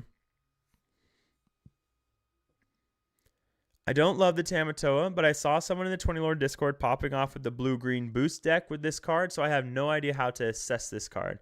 It's exciting, but it sucks. Love that there's still boost. It's only the lore that turned, though. And that's true, right? Because, so, if you're if you play Tamatoa, right, and then the next turn you're boosting a bunch of characters, that's most likely all you're doing, right? So you're not playing any more characters, you're not building a bigger board or anything like that. So to make Tamatoa work, you have to have cards that are helping you boost characters. To trade into Tamatoa, it's most likely going to require 2 characters. He does have Ward, and Ward historically is a very powerful ability. So, Seth hit us with the right. So here's the thing, right? There's so many cards that just put cards under guys now that it can be scary. Probably blue-yellow gets to abuse it the most. Then he get more Vanish cards, then started printing cards that with more stats. So Vanish is useless. Yes. Yep. So yeah, I don't know. It's not D tier for me. I'm not going to put him in D tier. Ward alone is just too good, right? And then the ability for him to just go crazy is really good. Like, the only way to get rid of Tamatoa is something like you essentially have to have a Prince Philip, right? Or you have to have a Demona. Like, you have to force him to turn sideways. GG plus Lilo could do it. So he's going to quest, right? This is a worse Ratigan. Ooh. That's kind of a good point. So Ratigan's at 8 cost that quests for 4, right? Yeah, at 8 cost that quests for 4. Ward is A tier. The card doesn't matter. Yeah, why play this when you could play Ratigan? And that is a good point. I'll give you that. All right. I can't do it. I'm putting him in C tier. I'm putting him in C tier because I know that people are going to try and make it work. So anyways, D tier. I'm putting it in C tier because I know people are going to try and make it work. They're going to try and do some boost combo mechanics, but maybe they're going to come to the same conclusion. Why am I going through so much work to make this card and boost a whole bunch of times when I can just play a Ratigan and quest for 4 and have a bigger body, right? And maybe that's what they're going to come to in the end anyways. So, dishonor. Dishonor upon your family, your cow, all of it. Okay. We've got Infra Pink Ultra Scan Specs. What a name for a card. Okay. 1 cost, inkable item. When you play this item, draw a card, then choose and discard a card. Follow the clues. Banish this item. Chosen character gains alert this turn. This card makes Infinity much more scary.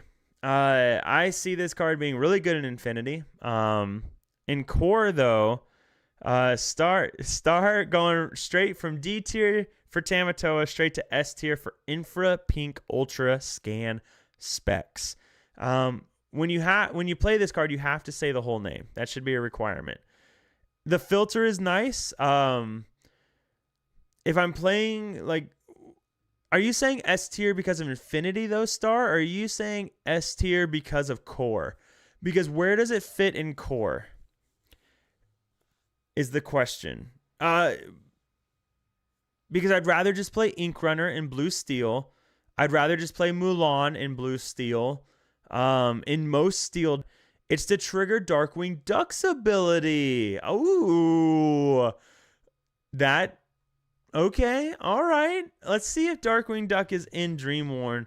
Because I don't, it's... Yeah, so Darkwing Duck, which we haven't rated yet. So we'll get to Darkwing Duck. During your turn, whenever an item is banished, you may pay 1 to deal 2 damage. Okay, so this card plus the Steel Darkwing Duck makes Blue Steel items almost playable in Core, but I feel like it's not quite there. A tier, so much new item synergy. Gives you recursion for old Tamatoa 6 as well, and that's very true. That's very true. So in core, it doesn't have a home at the moment, but I think with the item available, we probably have a tier 2 deck now.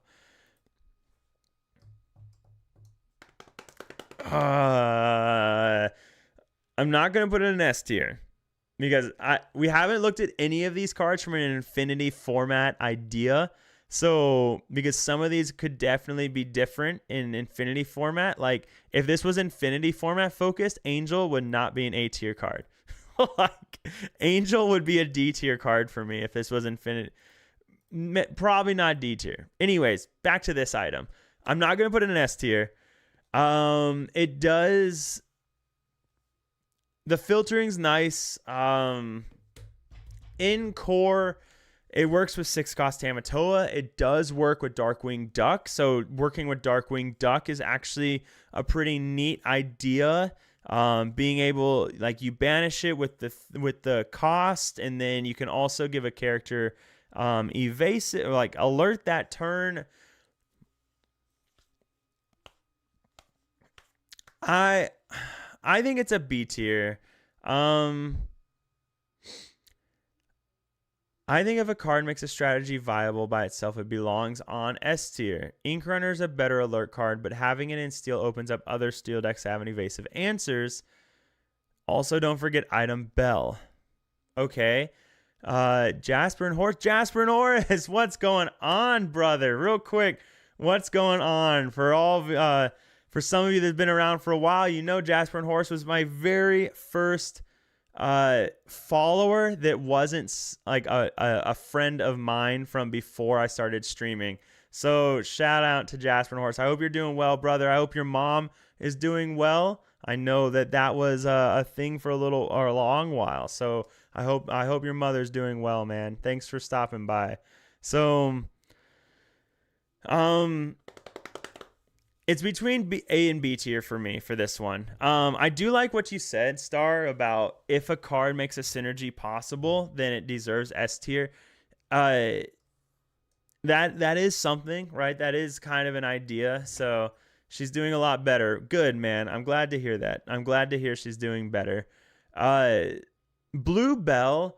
How important is it to get Blue Bell down is my question. Because what is Blue Bell doing these days? Before, she was singing Let the Storm Rage On, right? She was singing Friends on the Other Side in Amethyst. And she could still sing Strength in this current meta. If you develop a board, you could go Bell into Tipo, into Cinderella, Strength something for a lot. But I don't know, I don't know how much Bell's doing. And then this is not a Fortisphere by any stretch of the imagination, because you're not up a resource, right? But you do get to filter, which is nice. I think it's B tier. All right. I'm gonna do a little. I think it's B tier now. Yeah, I think B tier. I know, Star. I'm just going against all of the things you're saying. So we were close on the last one though. All right.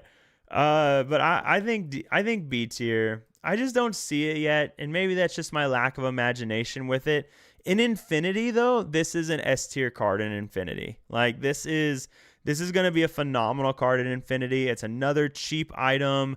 It filters. It gives you alert, which is incredibly important in Infinity. Like, this is an amazing card in Infinity. So definitely something to be worried about. Ryan, that would be really funny. To play Ancient Ways and to deny your opponent a sale. That would be really funny. It would cost you a lot, but it would be really funny. So that is true. All right. Next up on the list, we've got Kristoff's Loot. It's good with Stagmutt. That is true. It is in green steel. It would be good with Stagmutt. So Kristoff's Loot is a 3-cost uninkable. It is blurry. Let me click on it and get you a non-blurry image.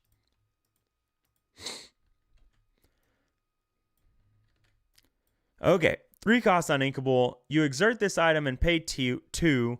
Reveal the top card of your deck. You may play it as if it were in your hand. Otherwise, play it in your discard. This card had no business costing 2. Like, I think that this card would have been not even A tier, but at least playable if it didn't have that cost 2 effect.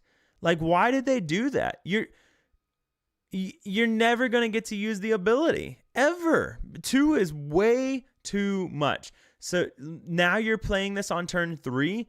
And if you use the ability on turn 4, it has to be a 1 or a 2 drop. Like, and your hand resources aren't even that low for it to matter at that point. This card had no reason to cost 2 for its ability. Like, that's awful. Cost 2 to draw a card. Yeah, and you're not even guaranteed to draw a card, right? Because, like, it might not be a character you can play. I think it should have just been a 3-cost. Sure, keep it uninkable, whatever. But exert this item, reveal the top card. It shouldn't have cost ink. So, yeah. Unplayable, D tier. Yeah, I agree. So, yeah. It's a black, it feels like Black Cauldron. That's a good comparison as well. So, yeah. It's just too bad. Made me really sad to see that it cost 2. So, this is arguably the worst card of the set, in my opinion. I don't even know if it's an argument. I think this is the winner of the worst card of the set that we've seen so far, okay? That we've seen so far. You can't even play it in limited. Like, you know, if you have a card that you can't even be played in limited and it's bad in core, that card's really bad. So, red-blue, that is an interesting one because you're ramping, so you have a lot of ink to play with. So that's an idea. Okay. Oh, I went to the wrong place. Tiny Tim's Crutch. Bang. 1 cost. Another 1-cost item. All right. 1-cost inkable item. Chosen character gains support this turn. So, at this point, I think Blue Steel Infinity, you could just build a 1-cost item that does nothing. You just say this is an item that costs 1, put it into the field, and Blue Steel Infinity would play it. Tiny Tim's Crutch, I think you'll see play in Infinity. Maybe. I say that, maybe. But chosen character gains support this turn is an interesting effect. Excuse me. I could see this possibly working in a deck that runs like blue-yellow. Because blue-yellow could run World's Greatest Criminal Mind. And so now you always have a way to trigger World's Greatest Criminal Mind. So that's something. That's an idea. Oh, that's right. Staff of Arendelle. Is it the same?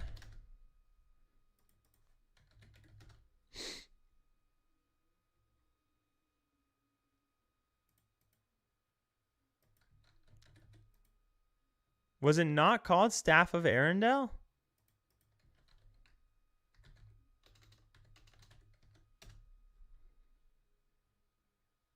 Scepter of Arendelle.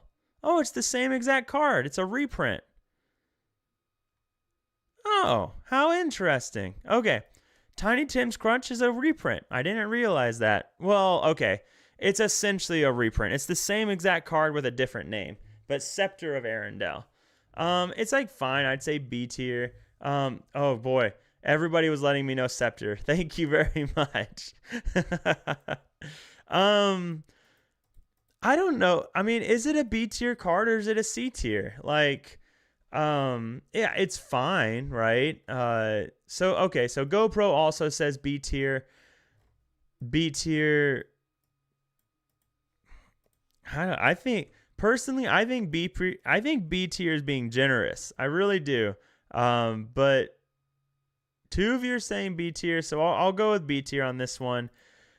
All right, Star agrees with me. C tier, just because it's fine, right? But just because it's fine, does that mean that it's going to be played at all? Okay, you guys are with me on C tier, so I'm going there.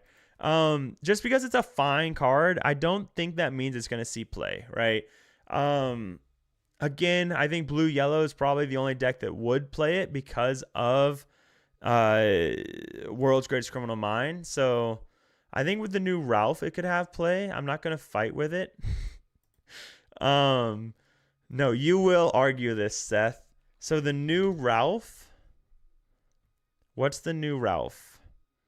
Oh, is it a brand new revealed card? Like, is it a set 11 card or an older card? God, look at that. $41 character enchantments. That's just crazy. Oh,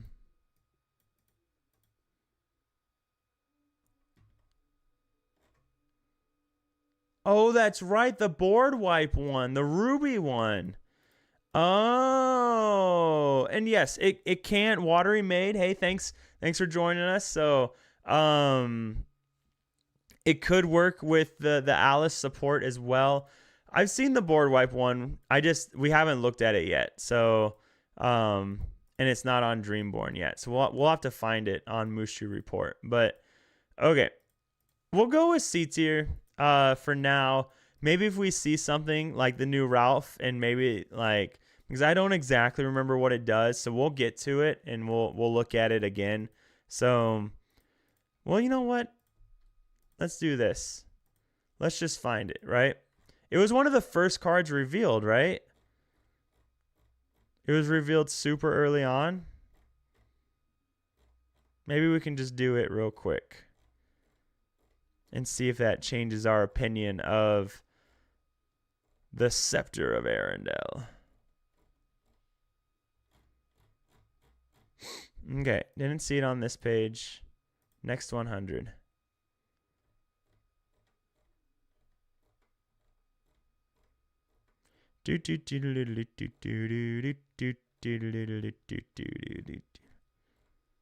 Oh, Mushu Report doesn't have it yet. Well, that's weird. Okay. Oh, but revealed this evening. Okay, 1 second. We're going off course. We're going off course. Spoiler chat. Let me check the Discord. Oh, it was just revealed. Okay. Well, like officially. Okay, let's look at this card then. Wreck-It Ralph. Okay. I had to pull up the Discord. We might as well do a shameless plug while we're here.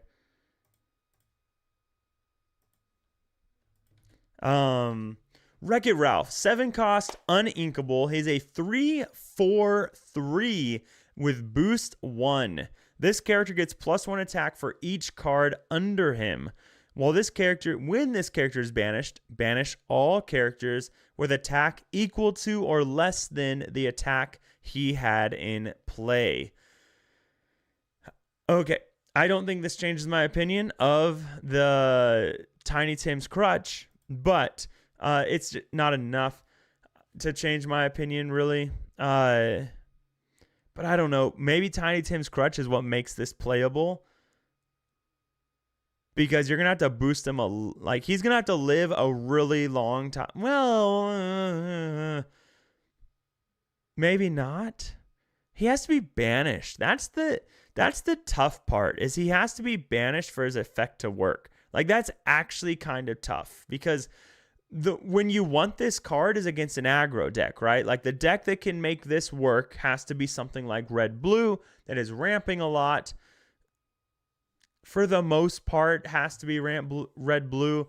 Red-blue struggles against aggro. This card does not help them against aggro. Like, you'd essentially have to Maleficent Dragon your own Wreck-It Ralph, right? So that feels bad. Without the new grave item, I would have said D immediately. Now I want to look at him a bit more, maybe. Way too slow. Yeah, it's way too slow for aggro decks. Like, this will not help any deck against aggro. Now, with that being said, maybe it works in other decks, right? If that uninkable is tough. Really cool artwork. Really cool artwork. You can banish him the turn you play it. With what? How? Are you about to say the card that lets you? No, that card's 5 or less. So how are you banishing him the turn you play him? I guess if there's, you could give him Rush with Mushu, Rocket. So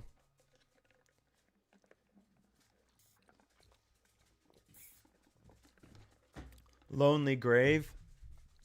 I need to do a better job of looking at the reveals like throughout the day, because Lonely Grave is this one. All right. Well, we'll do Lonely Grave next then. Okay. We'll just kind of pull it up right here so we can see it. Banish chosen character of yours. Put the top card of your deck face down under one of your locations with boost. Characters locations with boost. Okay. All right. So that's Lonely Grave. Okay. Setup, right? Lots of setup for a high cost on inkable character. Give him Rush with Xanatos. Okay. All right. You guys are, see? You guys are cooking. All right. I'm like, you guys are thinking. All right. It's too weak. Just gets thunderbolted. Sure, you took my 1 and 2 drops. Yeah, that's true as well. So banish all characters with attack. I mean, it banishes genies. Is it B or C tier? Is it B or C tier? I'm not gonna give him D tier. His effect could matter. Like that could be a thing.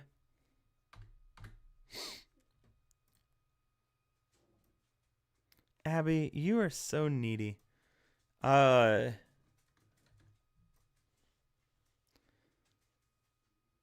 B tier. All right, we'll give him B tier. I like B tier. And for those that don't know, we have a Copper here because we said we'd come back to him. All right, we're gonna come back to Copper because he was one that had some debate. So we'll come back to Copper. Hey, Oss has joined us. What's going on, brother? How you doing, man? Okay, well, we might as well do Lonely Grave next. Okay. His base should have been higher. It takes too much setup. Yeah, and that seems to be the... They said a more traditional board wipe is still coming. Interesting. He's no bootleg Maui. All right. Lonely Grave's our next one. All right. Abby, you make this so much more difficult. Okay. Lonely Grave. Everyone, this is Abby. If you're new here, my wife and I, we have 3 wiener dogs. This is our only female. Her name is Abby. And she is incredibly spoiled and incredibly needy.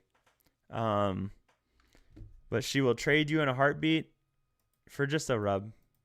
Just scratch her or hold her. Anyways, Lonely Grave.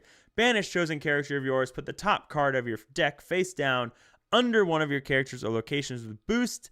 To do it, you turn this item sideways. It is a 1-cost item. So, okay. Rumor is Amber. An Amber board wipe would be so nice. It would be so nice. Anyways, Lonely Grave. How would this work in red-blue items in Infinity? That would be interesting. But in core... dang it. In core, what do we think? Okay, so it works with Wreck-It Ralph. You can banish Wreck-It Ralph. But what else are you banishing? You could, if you run this in red-green, you could banish your own Goofy.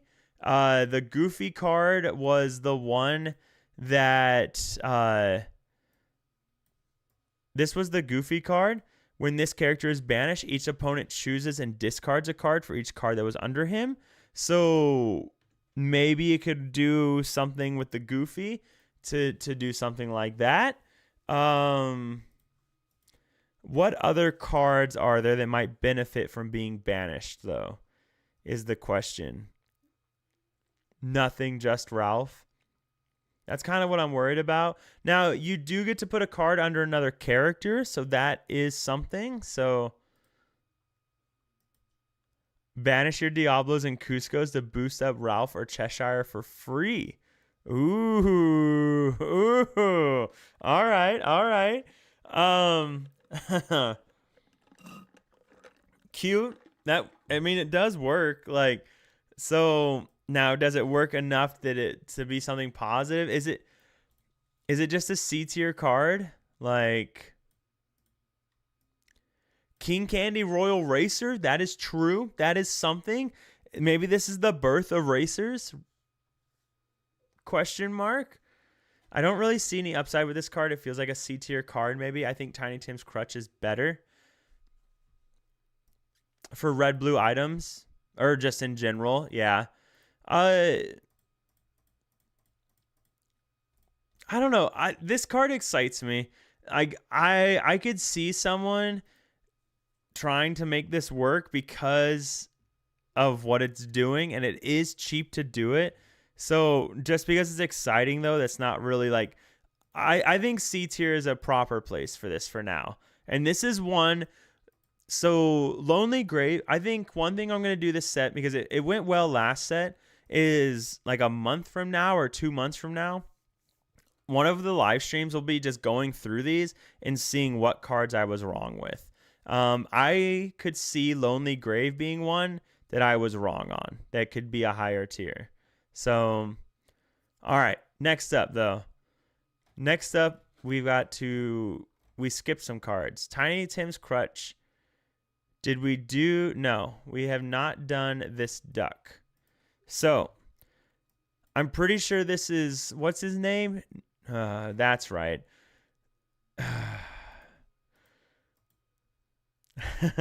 I don't even want to say it because I know I'm going to be casting one day and someone's going to play this card and I'm going to be like in it and I'm not going to like in it. We've got Mr. Duck here is a 2-cost inkable 4/2/1. It's just a better Gaston. True, very true.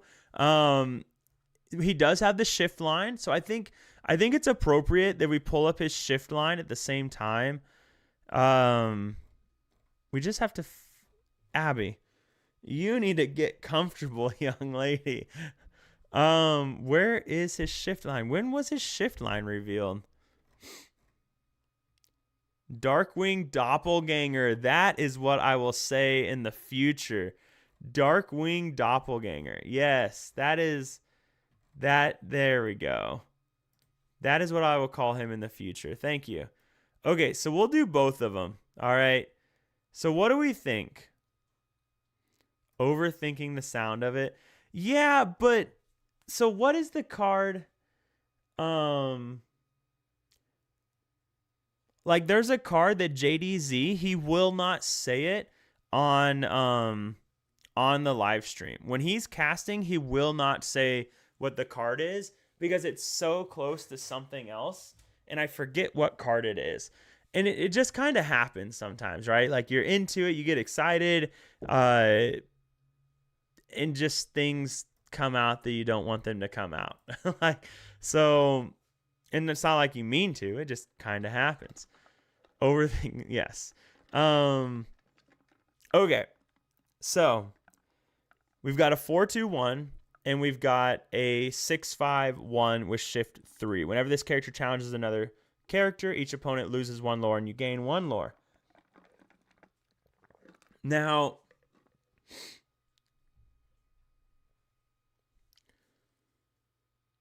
are you talking about the Inkcaster Amethyst card? Allows you to play...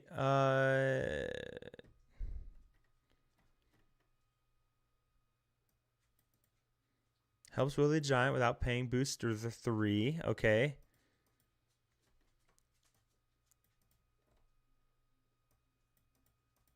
Whisper Simba card. Yeah, please don't get So I personally think these two are B tier. I remember that I wanted Aladdin, the Shift Aladdin, to be playable since I started playing this game because I love the effect. And he's doing the same thing, right? He's gaining you 1 lore and they lose 1 lore. I think that's really cool. I really like that ability. Being a 4-2 is not like that's a fine stat line as well. I think that's a perfectly fine stat line. So I like that as well on a 2 cost. So if you don't see the shift, then you're fine with that. So shift 3 is also really cheap. He's a super. I don't think super really matters for anything yet, but we could, I mean, I'm sure at some point it might come. So,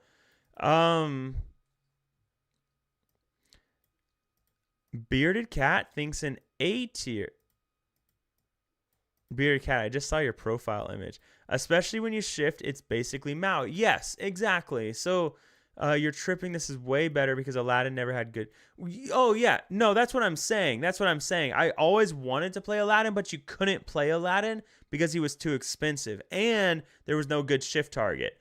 Meanwhile, you have a good shift target and it's shift 3. I'm pretty sure Aladdin was a shift 4. No, I think he was a shift 5. I'm pretty sure he was a shift 5, wasn't he? Like, he was completely unplayable. Yeah, he was a shift 5. So, oh, it was 2 lore, but Aladdin was game. Yeah, yep. So that makes sense. So I could see that. Like, I don't know. So Star says B tier for the baby, C tier for the big boy.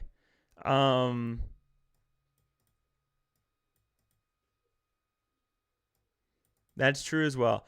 I think I like both of them in B tier. I know. So I've been doing this thing on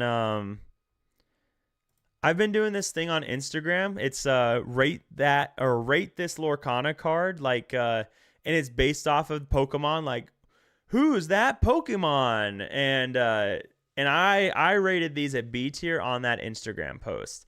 And I think that's fine. Like, but I could see being wrong about that. I could see where people might run. I could see where people might run this in other Ruby decks. Like, I could see where this could be playable in what's happening right now. I'm going to fix this 1 second. I could see where people might run this in blue-red even, because turn 1 you could, if you don't find Cinderella, then what can happen is turn 1 you play the duck, turn 2 you play Sail or Tipo, turn 3 you shift the duck because you didn't find your Cinderella, so you had to do something anyways. This could be the thing that helps you not just flat out lose to aggro decks. There, fixed it.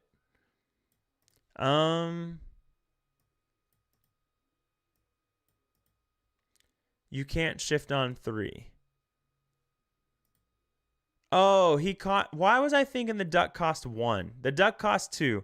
Ignore everything I said. So, okay. The Inkcaster Amethyst item. You mentioned that earlier. So, what's the Inkcaster Amethyst item?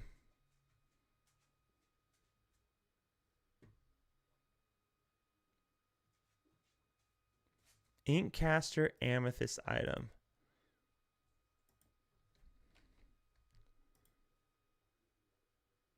Types, items, done. Inkcaster Amethyst item. 1 ink, 4, 2. Yeah, that would be crazy. Yes, I was very wrong.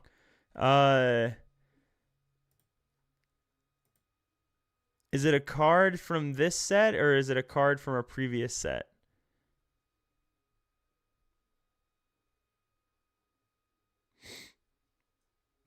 Because I'm not sure what the Inkcaster Amethyst item is.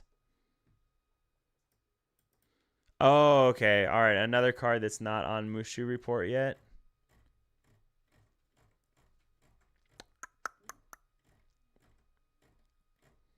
Or possibly I haven't gotten to it yet. Okay. We'll keep that in mind then. I'll look for it. Okay. Let's go to our next deck. Our next card. Okay. Snowball Fight is our next one. We'll keep an eye out when I see the Amethyst item. All right. Snowball Fight. 2 cost. Inkable. Action. We've already rated this one. We gave it C tier. All right. So this was one we did on day 1 of this. And we put it in C tier for day 1. Oh, I see what happened. I see what's happening here. Okay. This is where we should be. Okay. But yes, we gave Snowball Fight C tier. Essentially,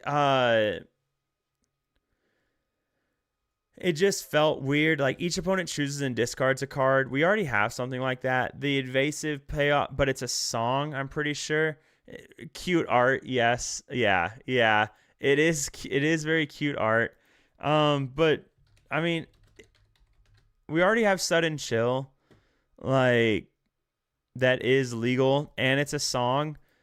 So you just play Sudden Chill over this. The item doesn't let you play the shift. Okay.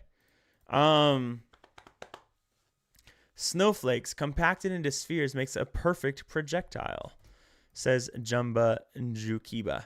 But yeah, I think C tier works. And, for those that weren't here, if you feel differently, you can let us know and we will talk about it some more. In the meantime, this is a card that, in my opinion, is being very much slept on and is in every version of my Amber Steel decks right now.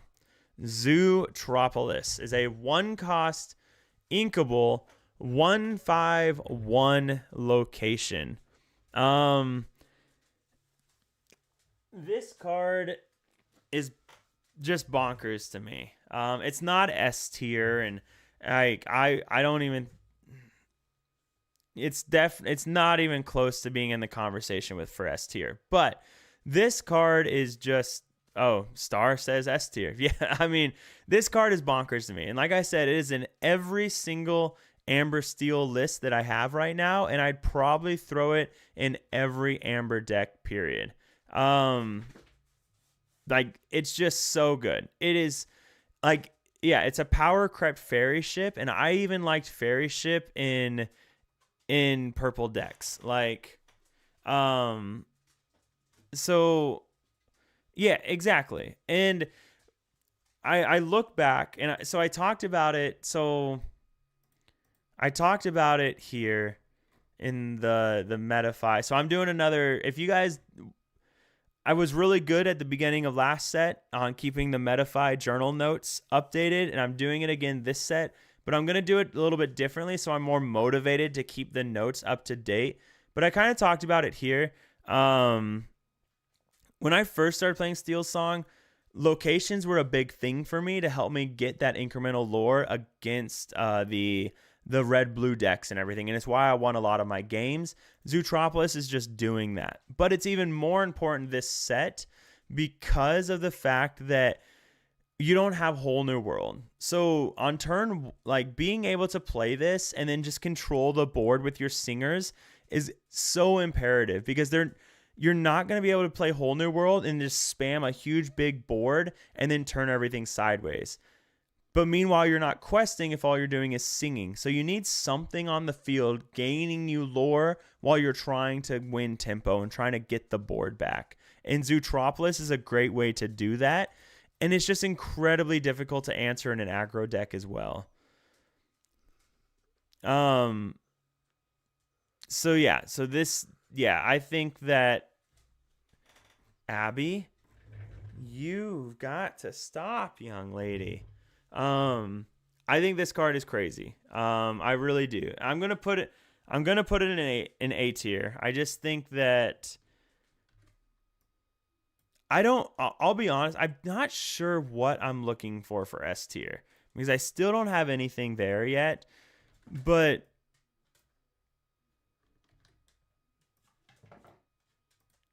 yeah, like I don't know. Something like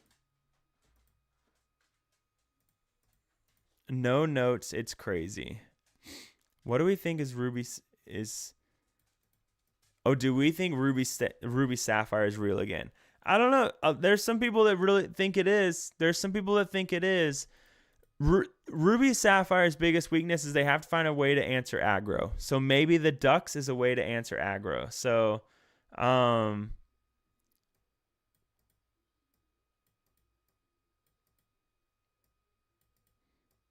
know what I'm looking for in S tier.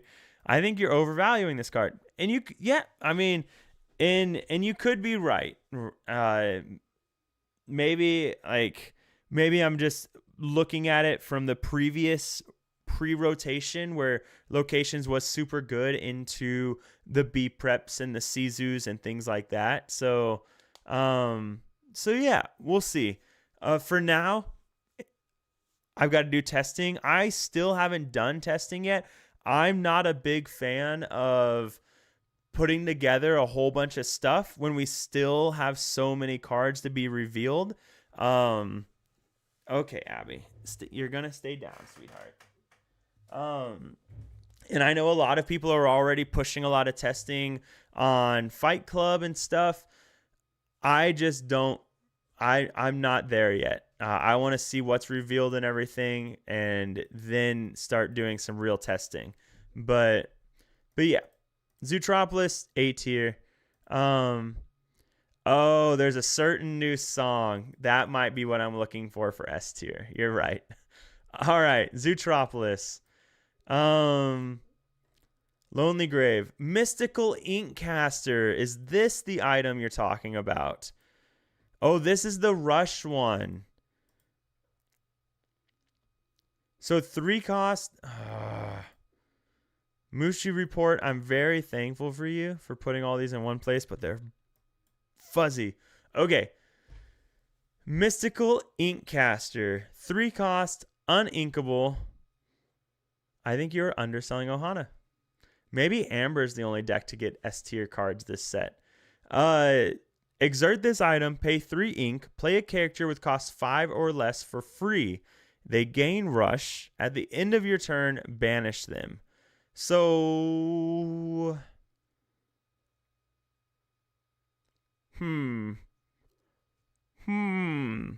what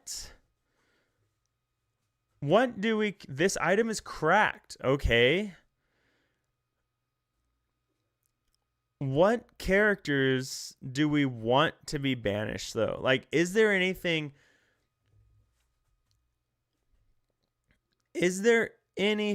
that we're just like,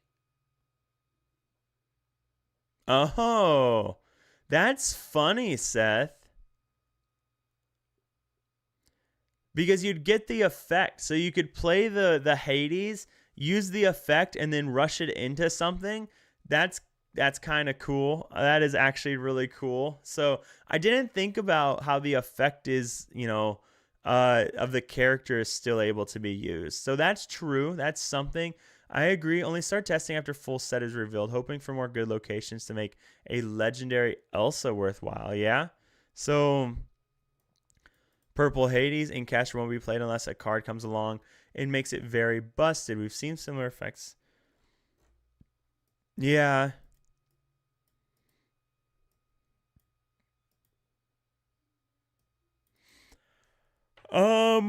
Okay.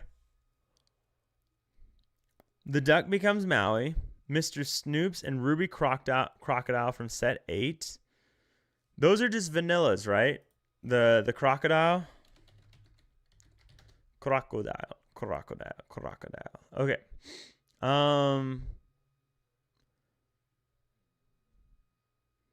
During your turn, whenever this character is banished, if one of your characters was damaged this turn, gain 2 lore. Oh, so you could gain 2 lore with the crocodile with mystical Inkcaster. Oh, wow, that's actually pretty cool. You could play David Zant. Okay. I don't think card will ever see play. I think this is C tier. On further thought, I think this is C tier. Brutus from set 8. Yeah. It's just so expensive. Well, you play this on turn. You're losing all the tempo though, right? Like you could do some really cute things, but you're losing so much tempo to be able to do it, right? And that is tough.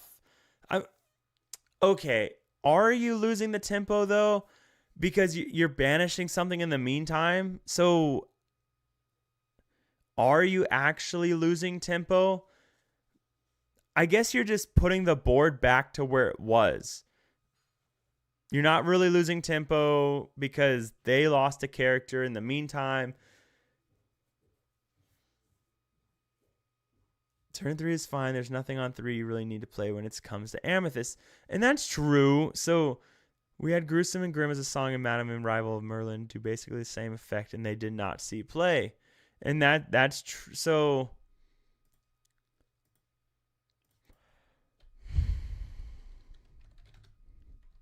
okay, Gruesome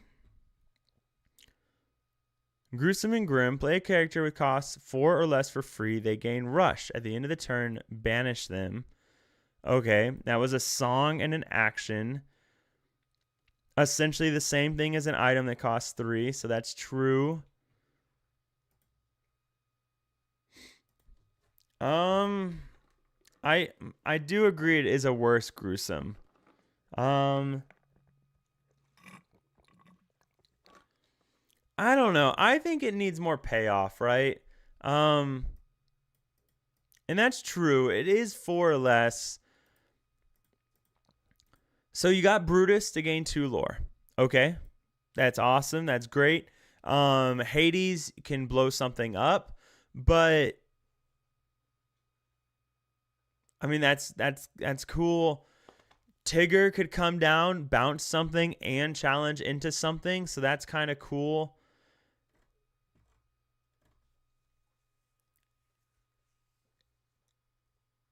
I want to put it in C tier.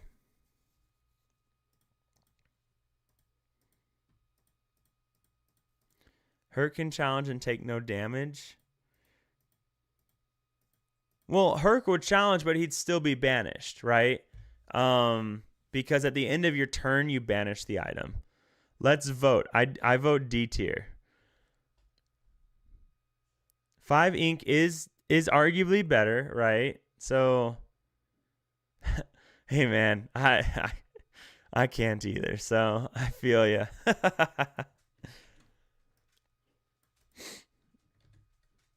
All right. What do we think? C or D?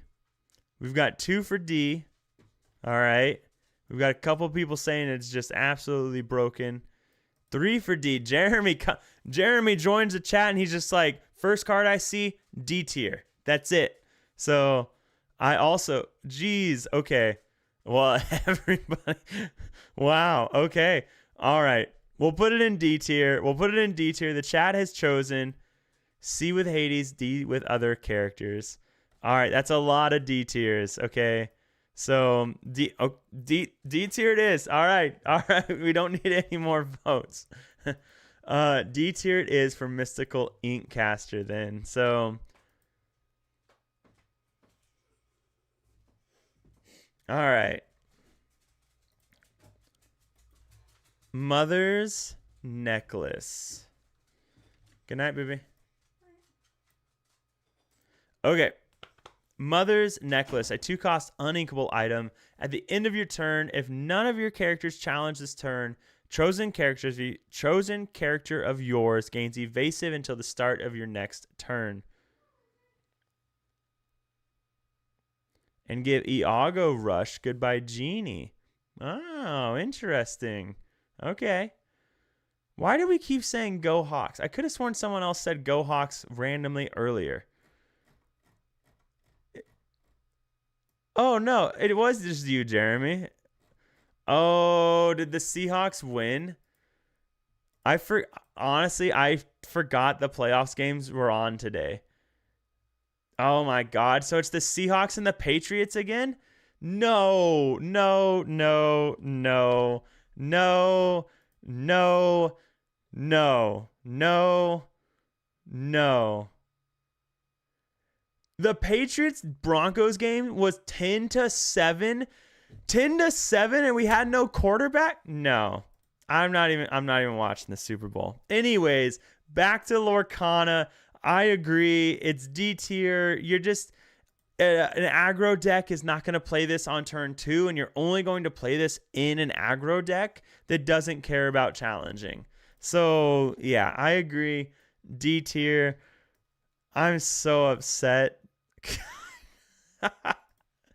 This is ridiculous. 10-7. 10-7 in. It's all rigged crap. Anyways. 4 missed field goals. 4. I know it was snowy, but.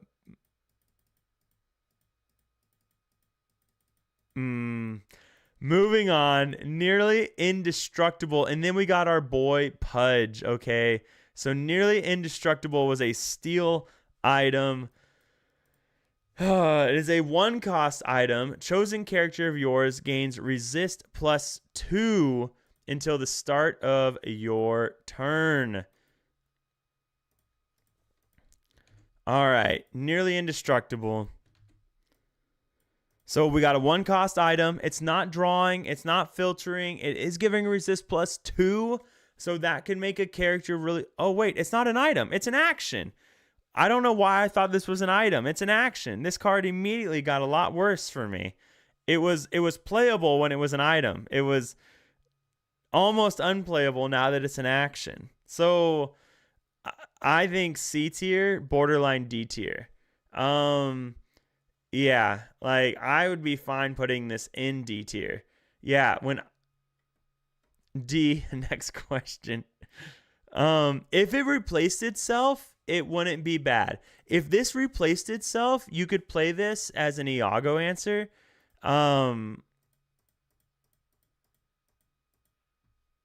Yeah, I think D tier is appropriate. So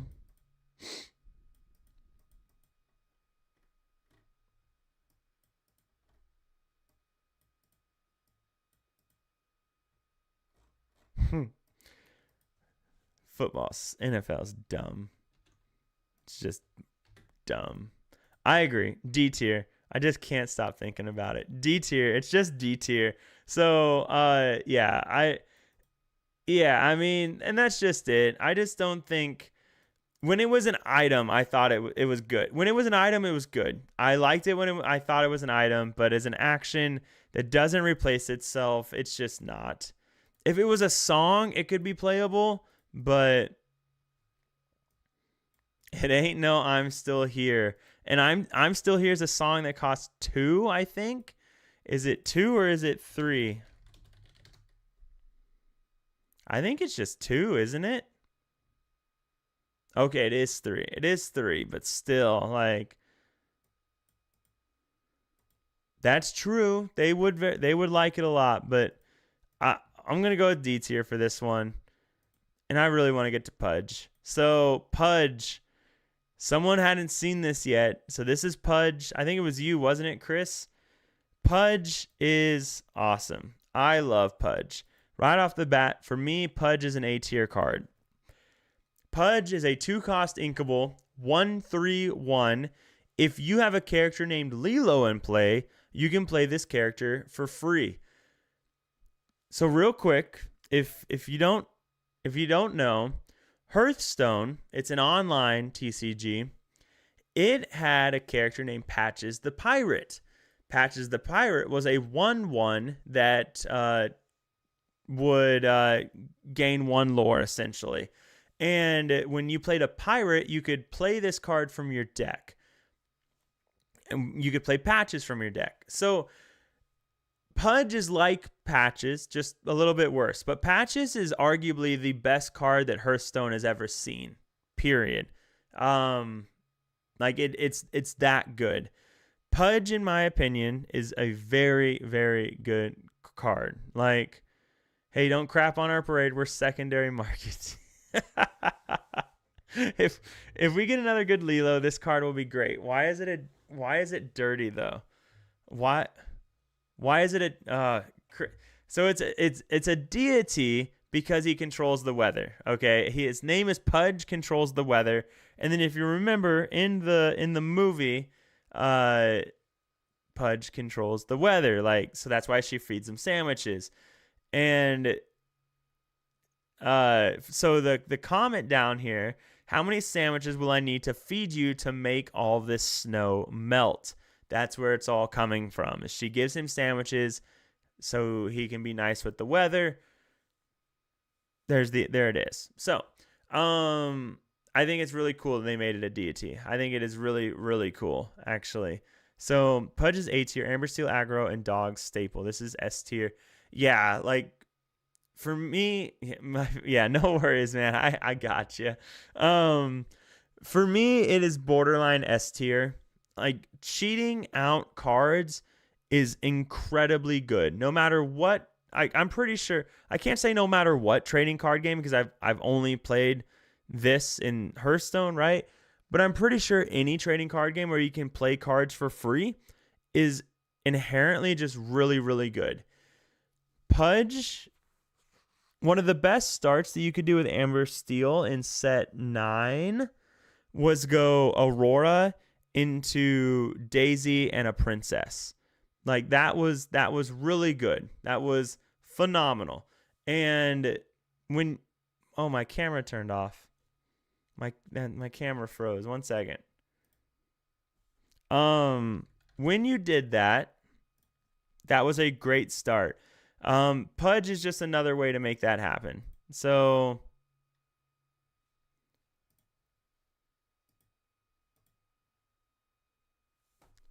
all right, camera. What are you doing? 1 second, guys.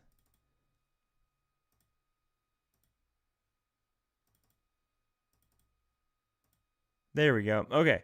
I like Parachute Brigand from Pirate Warrior. Yeah. Okay. So I like A tier. But I do think you can make a solid argument for Pudge to be an S tier card. Yeah, exactly. Daisy, Lilo, Pudge into a Nani to find a Doc or another Pudge. Like, imagine turn 3, you're sitting there and your opponent goes Daisy, Lilo plus Pudge. So that's 3 characters. You're questing for 5. And then turn 3, they play Nani and find a Pudge. Now there's 5 characters and they're questing for 7. Pretty good. Not too bad. So most of the free spells in Magic the Gathering are busted. Or, yeah, exactly. Exactly. You could find, like, Nani. Exactly. You go Lady into Doc, which is great. So, another note on Mystical Inkcasters, you can use it to play Headless Horseman for... Oh, Bearded is not letting you guys live down the fact that you gave Inkcaster a bad rating. But that's true. Works really well with Headless Horseman. Pudge... Not Headless Horseman. Pudge is a borderline S tier card for me. So, and yes, you get Tramp very fast. And God, I just want dogs to stop being a deck. I really do. I really want dogs to stop being a deck. So, who needs ladies when I got Pudge? I've got the deity fish. I don't need ladies anymore. Okay, moving on. We've got Goofy, okay? So Goofy is another uninkable for Ruby. Klutzy Skier is a 1/2/2 3-cost uninkable. Oh, this was one of the super early reveals. Exert this character, banish this character, banish chosen character. They got to ban Tramp. I agree. I don't. Yeah. I would not be upset if they banned Tramp. I don't think we need bans by any stretch of the imagination, but I would have a smile on if they banned Tramp. Chicano, I agree. The artwork for Pudge is really good. So Goofy though, yeah. It's got to be an S tier for me. Maybe if it said quest, like when you quest, you can banish this character to banish chosen character. That would be really cool. Like that effect would actually have been really cool for me because there's still plenty of counterplay because of Fire the Cannon, Strength, Thunderbolt, all of those things. But yeah, having this need to survive, it needs to survive for its ability to work. You don't get to quest for anything, so it just feels rough for me. I have a sweatshirt from the old art of skiing with Goofy that this card reminds me of. Nice, that's awesome. So this maybe would be a C tier card. Like I could see that. Like I could see the card being played by somebody. But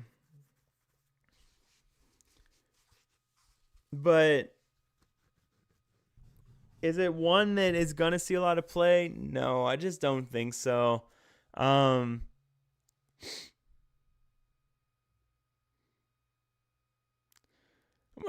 What's fun about that? I don't want the Patriots to win. I don't want the 12th man team to win. I'm only going to root for the Seahawks for you, Jeremy. That's it. That's really the only reason. Like but Goofy, I agree. I'm going D tier with Goofy. I just don't see where you're going to play this card. A tier in limited, C tier in core. Yes, limited, he's a great card in limited. No doubt at all. That is a very good limited card. It's going to banish something, so you can kind of just keep it around for those later turns when people are going to be playing those high cost, big body cards. So, but yeah, I'm going to go D tier. I think you could be C tier, and I think that'd be perfectly fine as well. So, all right. We're going to do probably 5 more cards today. We've been going at this for a while. So 5 more. We'll do 5 more. So we'll stop on 1, 2.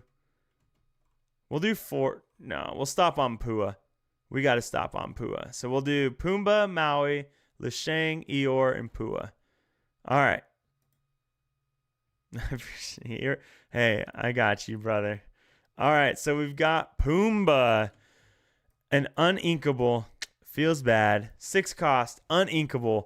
Pumbaa's a 5/6/2 coming in here, ready to take on the winter charging. When you play this character, each opponent chooses and discards a card. So this is like we could do rapid fire rounds if you want. Oh, that's all right. Well, because we don't need to get through them all tonight. Like that's I know I'd have to refill my water, and rapid fire could be fun though. But for me, is this D? Like it feels bad. Like it's a good sized body. It's a good effect. It quests for 2. Like it, but that's a big bodied uninkable. And Sapphire doesn't. I just don't know if that can work. Jeremy, we're going to end on the dog. Okay, we're going to end on Copper. So we'll go to Eeyore and then we'll go back to Copper because that was a highly debated one. So we're going to end on that with a final placing for that one. Okay. I think it's yes. I think it's only playable in blue yellow. So, I agree. That's the only deck I think it's playable, and for that reason, and even then, it probably won't see play. I think D tier is appropriate for Pumbaa. Copper is currently between A and B, so we'll end on having that discussion. Okay. Next up, we've got the real new Maui. So the new Maui is a 4/3/2 with Rush. So discard may be coming together. Yes, it did get some good stuff. 4/3/2 Rush. So it's a Rush character. Most likely whatever he rushes into, he's not going to stick around to be able to quest though, but you can play him. But he's a 4-cost. He's uninkable. I think if you're playing a 4-cost uninkable, you're just playing Hercules and calling it a day. It's just better in every way, in my opinion. So, C tier? Is Maui just a C tier card?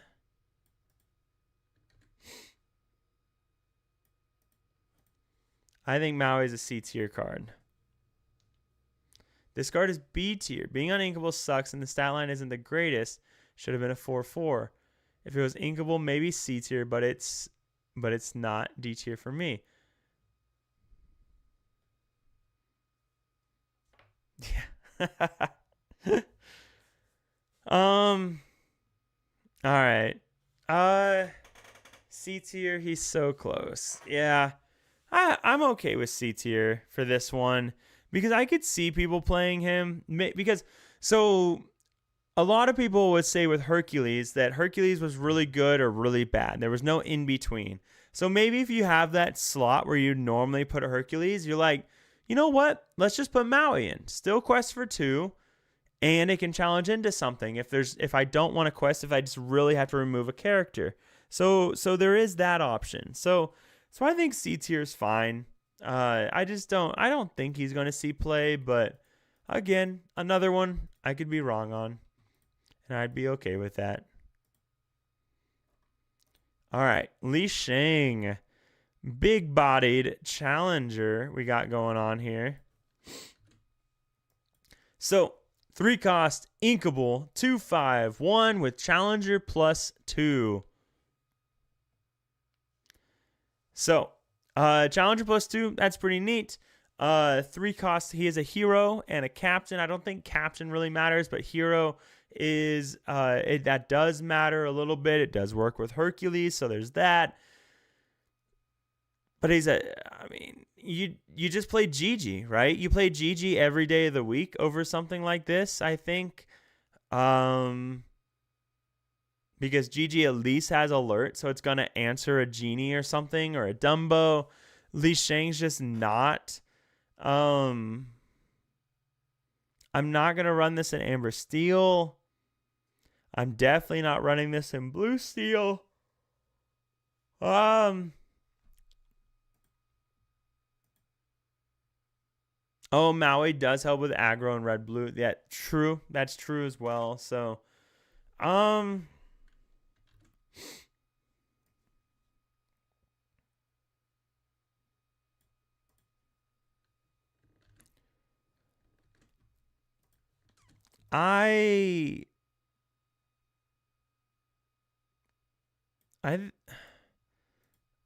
think D tier.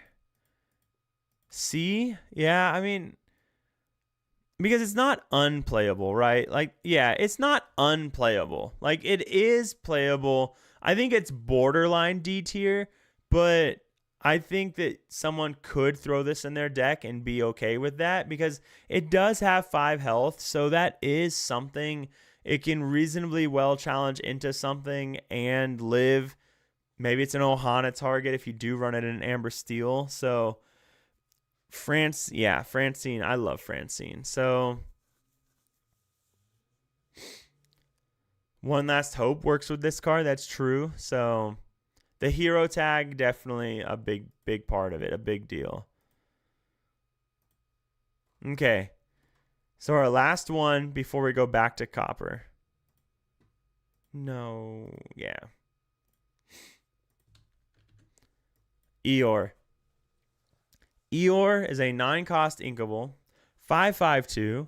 For each exerted character you play, you pay 1 less to play this character. When you play this character, for each opposing player, you may choose a character of theirs they can't ready at the start of their next turn. So, I mean, easy, right? You just play Demona and then you get to play Eeyore for free. S tier card. You get a 5/5/2 on the board. In a perfect world. So I think Eeyore's unfortunately really bad. He's incredibly expensive. Everything has to be exerted. You only get a 5/5 out of it. Again, yes, you could technically play it for free, but that's a lot of stuff that has to be exerted to do that. His effect only is going to target one thing the majority of always. Damn it. Chris, are you talking about? I think you're talking. Are you talking about Li Shang still being a damage holder? But yeah, I don't know. Is Eeyore? Am I wrong to say Eeyore's D tier? Like, am I gonna get in trouble for saying that? Yeah, and that's just it, right? Like, you have to high roll this card for it to be even in the conversation. So, and only getting to exert one character just feels bad, right?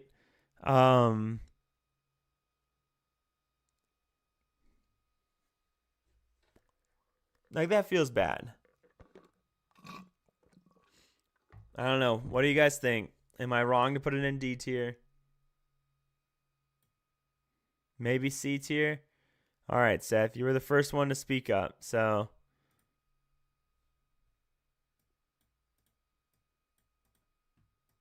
All right, that's 2 for C, so we'll do C tier then. All right, here's where we're going to end then. We are going to end on everybody's boy, Copper. This is the last card for the night. I keep yawning, so it's clearly my bedtime. So, Copper. Okay, he is a 6-cost inkable hero, 8/5 with rush and reckless. All right, so he is the new Maui, but he costs 1 more. So what do we think? All right, what are our thoughts on this one?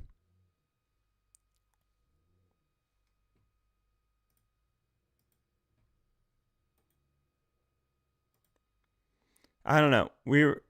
Earlier on we had a lot of talk. Like, there were a lot of people that really liked A tier. There were a lot of people that really liked B tier. So now we're just gonna kind of see how people feel about him.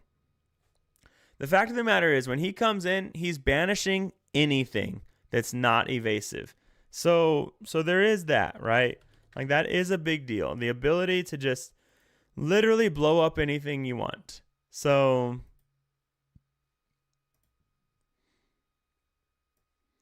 a hand carry of Ruby this set. Wish she was a 7/6 instead of an 8/5.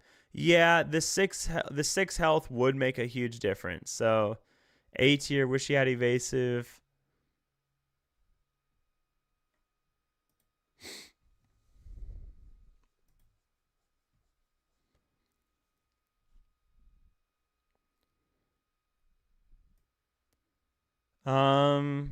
Copper is 100% an A card. Going 2/4/6 into this will freeze a board, and then you can drop Wreck-It Ralph on 7 and have a game swinging board state. Okay. Copper's S tier. He kills everything. He's a location killer too. That's true. Like, he is a location killer. That is something.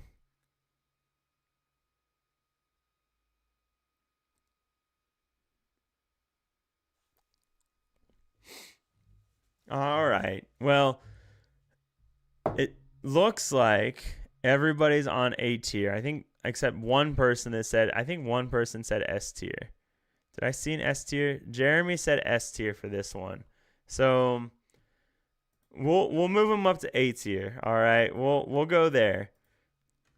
I'm not gonna go S tier only because like not every Ruby deck is even gonna consider running Copper. Hello, Criminal Minds, back 24/7. I think Red Blue is like the only deck that's gonna consider playing Copper. So you can't put him in S tier for that reason, but yeah. And yes, the hero tag is very important because it does work with something like Hercules, One Last Hope, or the two big ones off the top of my noggin. So, but yeah. So, we made a good dent. You know, we did. Yeah, we made a good dent tonight. We did a good number. At least 20 cards. So, 25 maybe. So we'll start off with Pua next on our next show, right? When we look through the rest of the cards. And then hopefully have some new ones tomorrow. So, yeah, him being a hero is a big deal. So,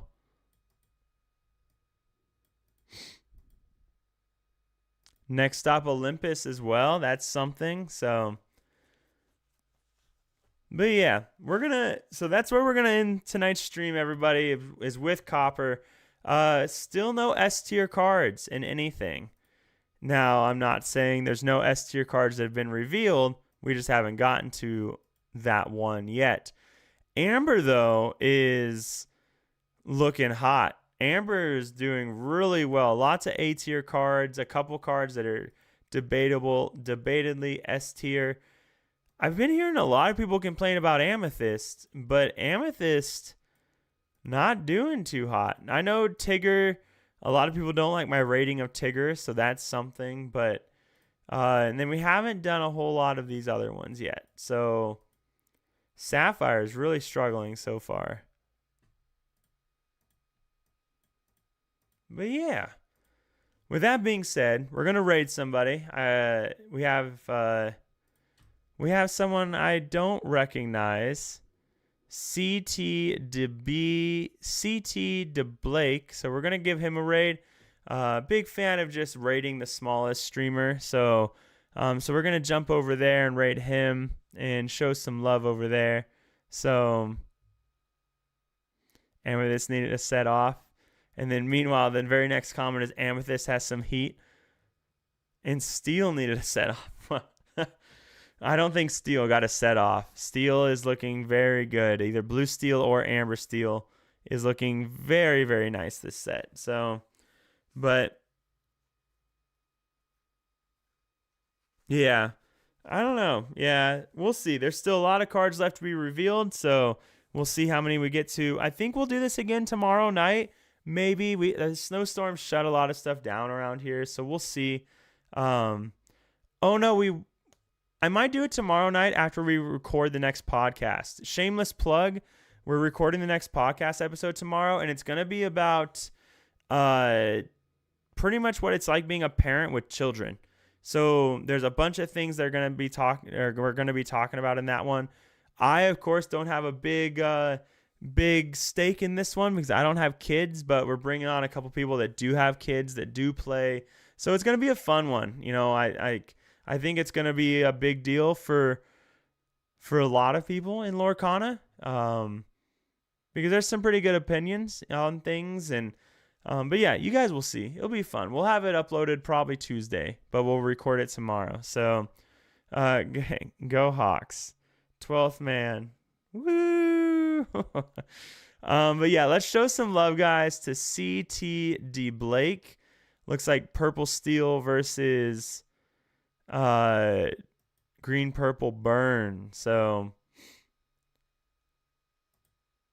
all right, let's jump on in there, guys. I appreciate you being here. I had a lot of fun tonight. I always have a lot of fun doing these things with you guys. So it's definitely thank you for chilling out with me. So, and hope you have a good night. All right, remember, stay happy and healthy.